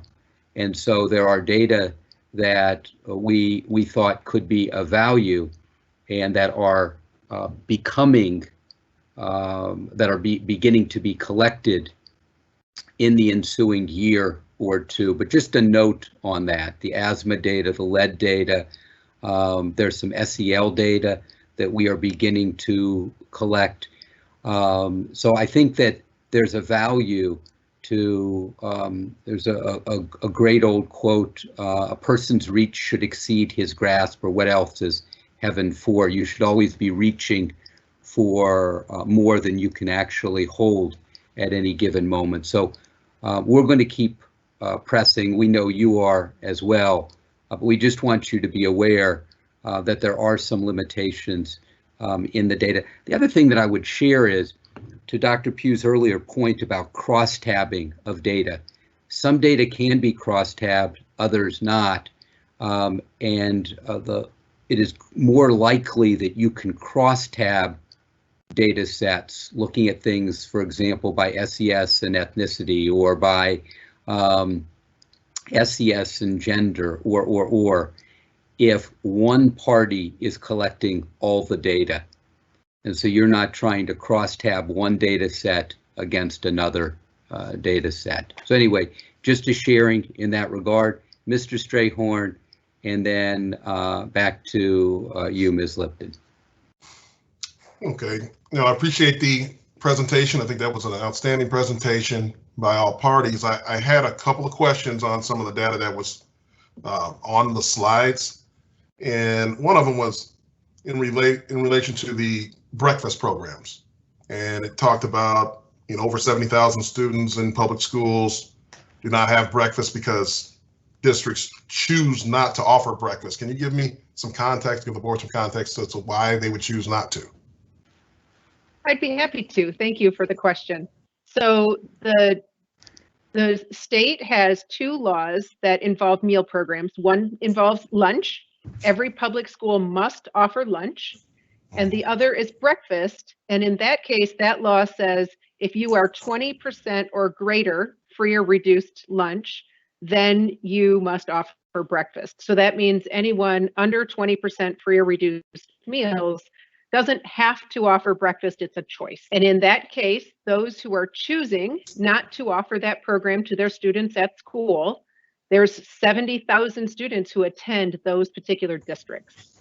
And out of that, 48% qualify for free or reduced price meals. And this is something that they would not choose to do because of financial restrictions, constraints? Paperwork, finances. I've had a superintendent tell me it was a lot of work. A lot of work. Okay, and also, I think this was Cal Grant's portion where it was the Education Equity Fund, and you referred to like 7.64 million being set aside for the mental health of students. Yeah, and it said something about competitive proposals. What does that mean? What kind of criteria are you looking for in competitive proposals for mental health for students from different districts? So thank you for the question, Ms. Strayland. The as I mentioned, 90% of the dollars in the ESSER 1 pot of money was formula allocated out to folks, and then the remainder, which equated to roughly $38 million, was used to create the Education Equity Fund, and the department's vision was to prioritize those districts that had are high needs districts. Essentially, there was 4 criteria based on free and reduced lunch counts, special ed education counts, and English as a second language population counts that we used to kind of narrow who was available to apply for those dollars. And then we had a streamlined application process where districts would apply for those dollars and were scored and went through a competitive review process to select applications. Okay. And there's more. I can give you a little more background on paper that gives you a little bit more background on that if you want. Sure, that'd be helpful. We prioritized districts with high free and reduced price lunch populations, at least 85% in the district or at least 85% in the school, or at least 20% special needs children, or at least 10% English language learners. Those were the 4 priorities, if you will, that kind of got additional consideration. We had 569 districts that applied for these $37 million. 328 received grants of one sort or another, and as Deputy Superintendent Garant noted, approximately 4/5 of those grant requests were to narrow the digital divide. Approximately 1/5 were associated with children's mental health. So a little bit under 30 million for the one category, about 7.64 million for children's mental health. To your question about school meals, the great news is that the state requires the provision of a lunch program. The unhappy element of state statute is that for those districts under 20% free or reduced price lunch eligibility, you can opt out of the breakfast program. And that's a shame if you are a child who's not eating at home and who comes into school thinking about nothing but getting to lunch. Not the best way to maximize student achievement or to maximize the self-actualization of your young people. I think that was implicit in your question, and we've met we have some of the same incredulity around that you expressed. Okay. Thank you. Yeah, you bet. Other questions? Mr. Strayhorn, any other questions? No. Okay. Ms. Lipton, to you. Yes, thank you. I wanted to just ask a question with respect to the data points that were based on, and I'm probably stating it incorrectly, but I believe it was something like a student survey. I can't remember the exact term of art, but with respect to the data points that that were gleaned from that particular survey, the question that I have is, number one, is that a sort of people filling out the survey? I mean, I assume that it's sort of self-selection in terms of who's actually responding. If I'm incorrect, please let me know, but that's my assumption is that. But do you have confidence that a representative sample of those persons whom you would like to fill out that survey are actually filling out that survey, giving you some sort of confidence in that data set? Great question, Ms. Lipton. Thank you very much. So that is the Youth Risk Behavior Survey. It comes to us by way of the CDC. The CDC has been administering this survey for a number of years. I'm not sure if Kyle knows exactly how many years, but that particular survey is statistically weighted. Specifically, the districts that participate are chosen through the statistical sampling method that CDC has, so that it can be a representative sample of the entire state, and we can roll that up to be statewide data. That is the only survey that we have for which we have statewide student health data in that manner. Thank you. I'll just piggyback on it, Dr. Lozinski. The CDC first conducted the YRBS in 1991, so this will be its 30th year of implementation. And if I could, the board very carefully reflected upon its metrics several months ago. Some board members were comfortable with self-reported student data, others less comfortable. Some were comfortable with national metrics, others wanted more specific to Michigan metrics. And so the board built out a series of metrics for this goal, which was really quite broad and helped us triangulate around how we were addressing the health, safety, and wellness of children in the state of Michigan. We would be reluctant to hang our hats on any one data peg or pegs. That's why the multiplicity of the data is shared, and why you built that out in your reflections. Anything additionally from board members? If not, we want to thank Ms. Alice, Mr. Garant, Dr. Golzinski. Thank you very much. It is 11:35 board, and because we have been so productive, we are going to keep those chips on the table. The next item on today's agenda is the approval of proposed changes to Perkins 5 Core Performance Indicator State Determined Performance Levels 3S1 Post-Program Placement. If you say that 5 times quickly, you will win a prize.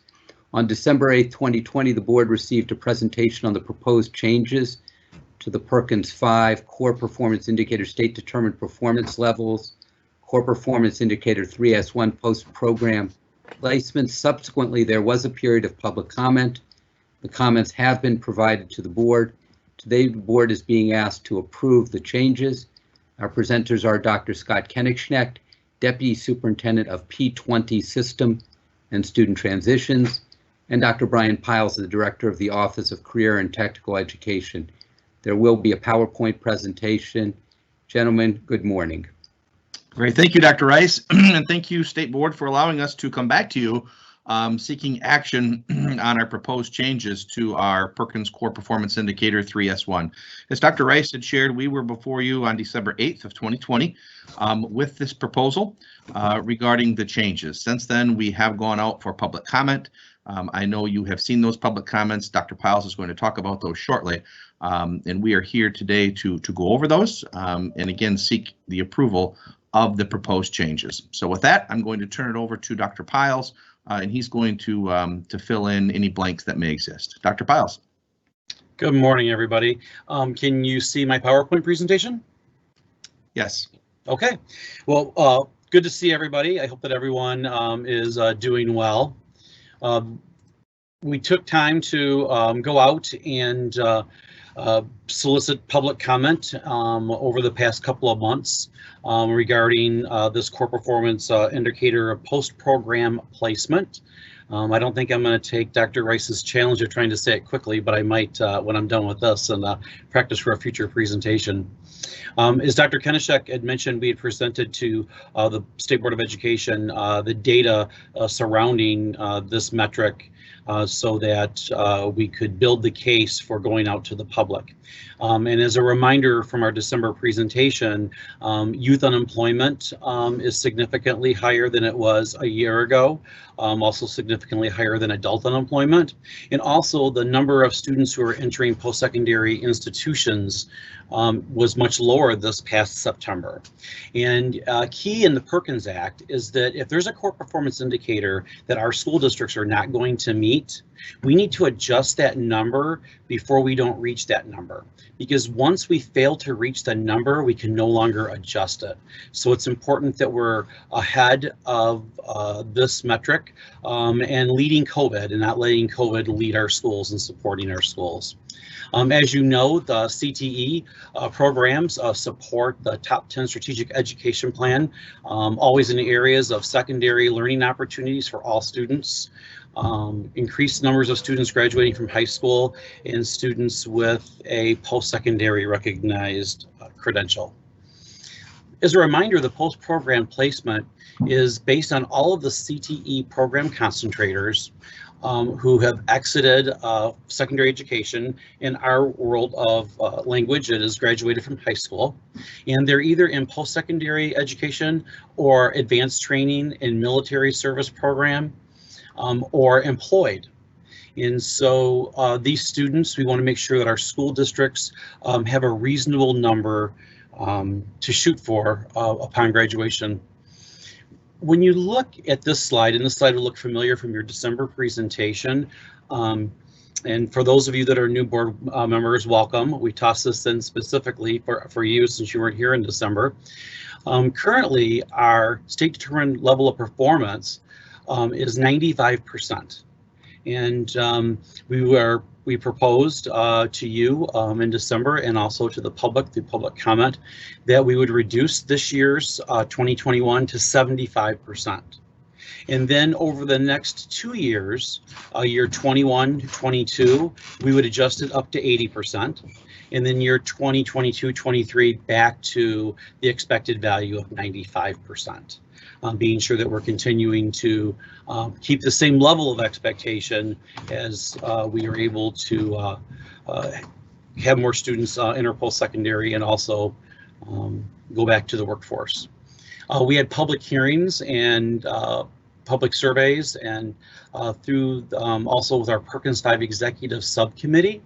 And so we went at this as a three-pronged approach, one broadly for the public through the hearings and the comments, and then also going back to the committee that wrote the Perkins 5, helped write the Perkins 5 state plan to get their input.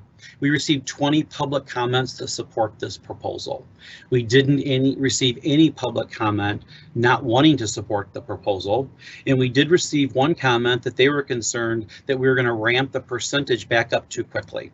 And we responded to that person and assured them that we'll continue to monitor these numbers, monitor the data, and then put in for any potential revisions as necessary. And so we'll be sure that we stay up on that. But like other times that Perkins has gone out for public comment from the Department of Education, we typically receive great support from our community members in our school districts. So today we are recommending that the state board approved these changes to the Perkins 5 Core Performance Indicator State Determined Level of Performance 3S1 in the memo that you received dated March 30th, 2001. And then here's a reminder of the timeline that we were following. Dr. Kenishek, any additional comments or board members' questions?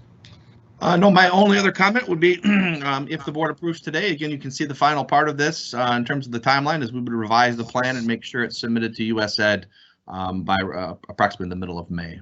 So with that, I'll turn it back to Dr. Rice or the board for any questions they may have.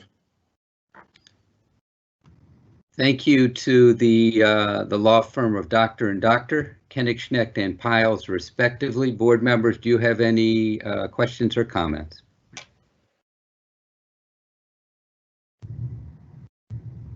Or comments or questions? Looks like Ms. Lipton has her hand up, I think.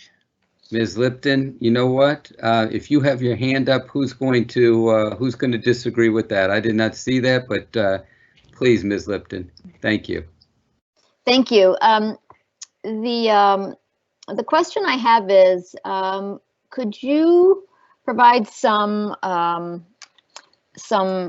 guidance in terms of how long the this state has been at 95%, and then number two, I'm assuming that the reason for the need for readjustment is that perhaps there are some financial penalties, perhaps, if you set a goal and don't meet it. Am I correct on that?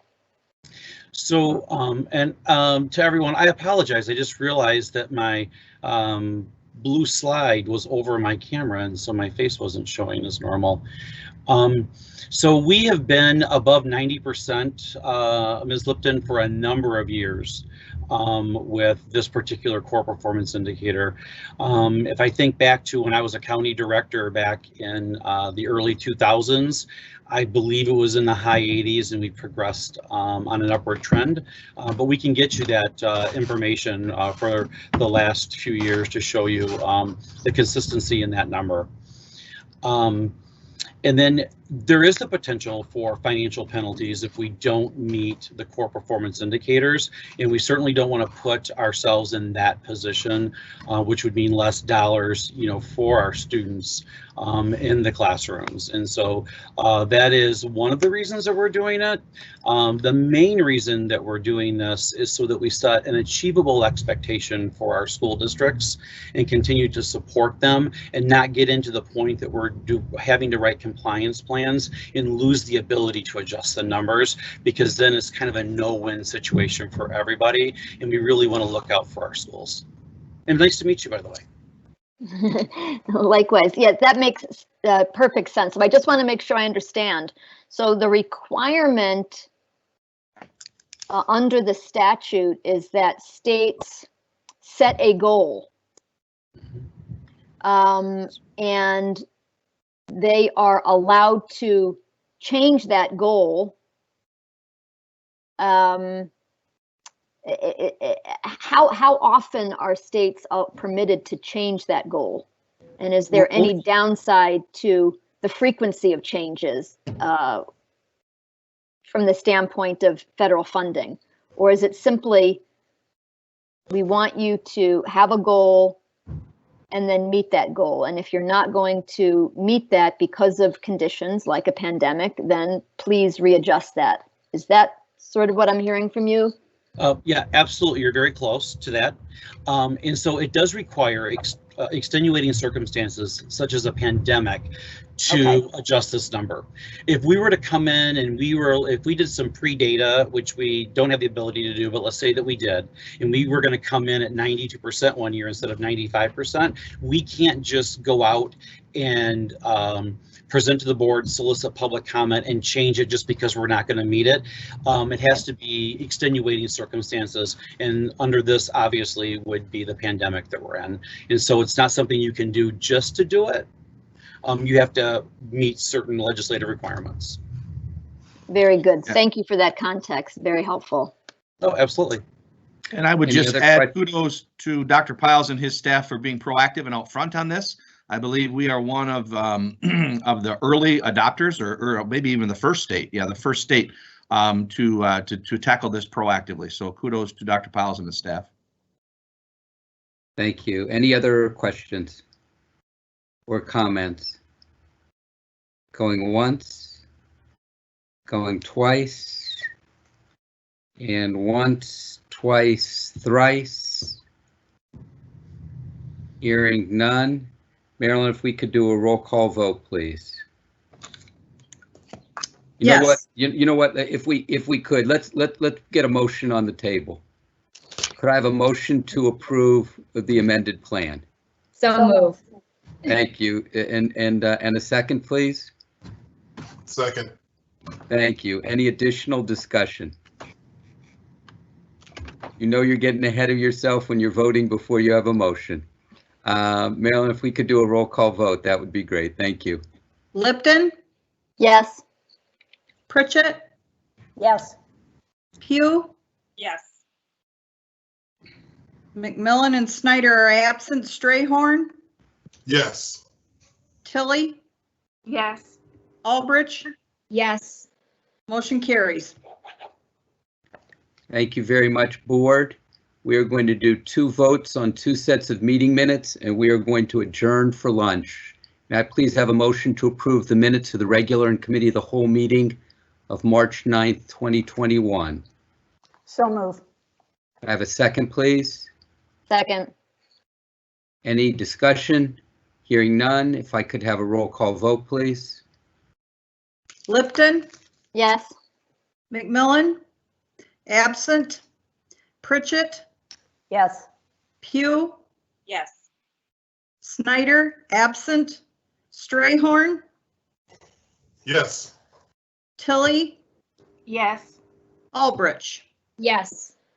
Motion carries. Very good, thank you. And then could we please have a motion to approve the minutes of the closed session of March 9th, 2021? So moved. I have a motion. Do we have a second? Support. A motion and a second. Is there any discussion? Hearing none. Marilyn, if you could please take a roll call vote. Lipton? Yes. McMillan absent. Pritchett? Yes. Pugh? Yes. Snyder absent. Strayhorn? Yes. Tilly? Yes. Albrecht? Yes. Motion carries. Thank you very much. Board and community and staff, it is 11:49. We are going to recess for lunch. We will be back at 1 o'clock to begin the afternoon session with public participation. Thank you very much. Have a great lunch.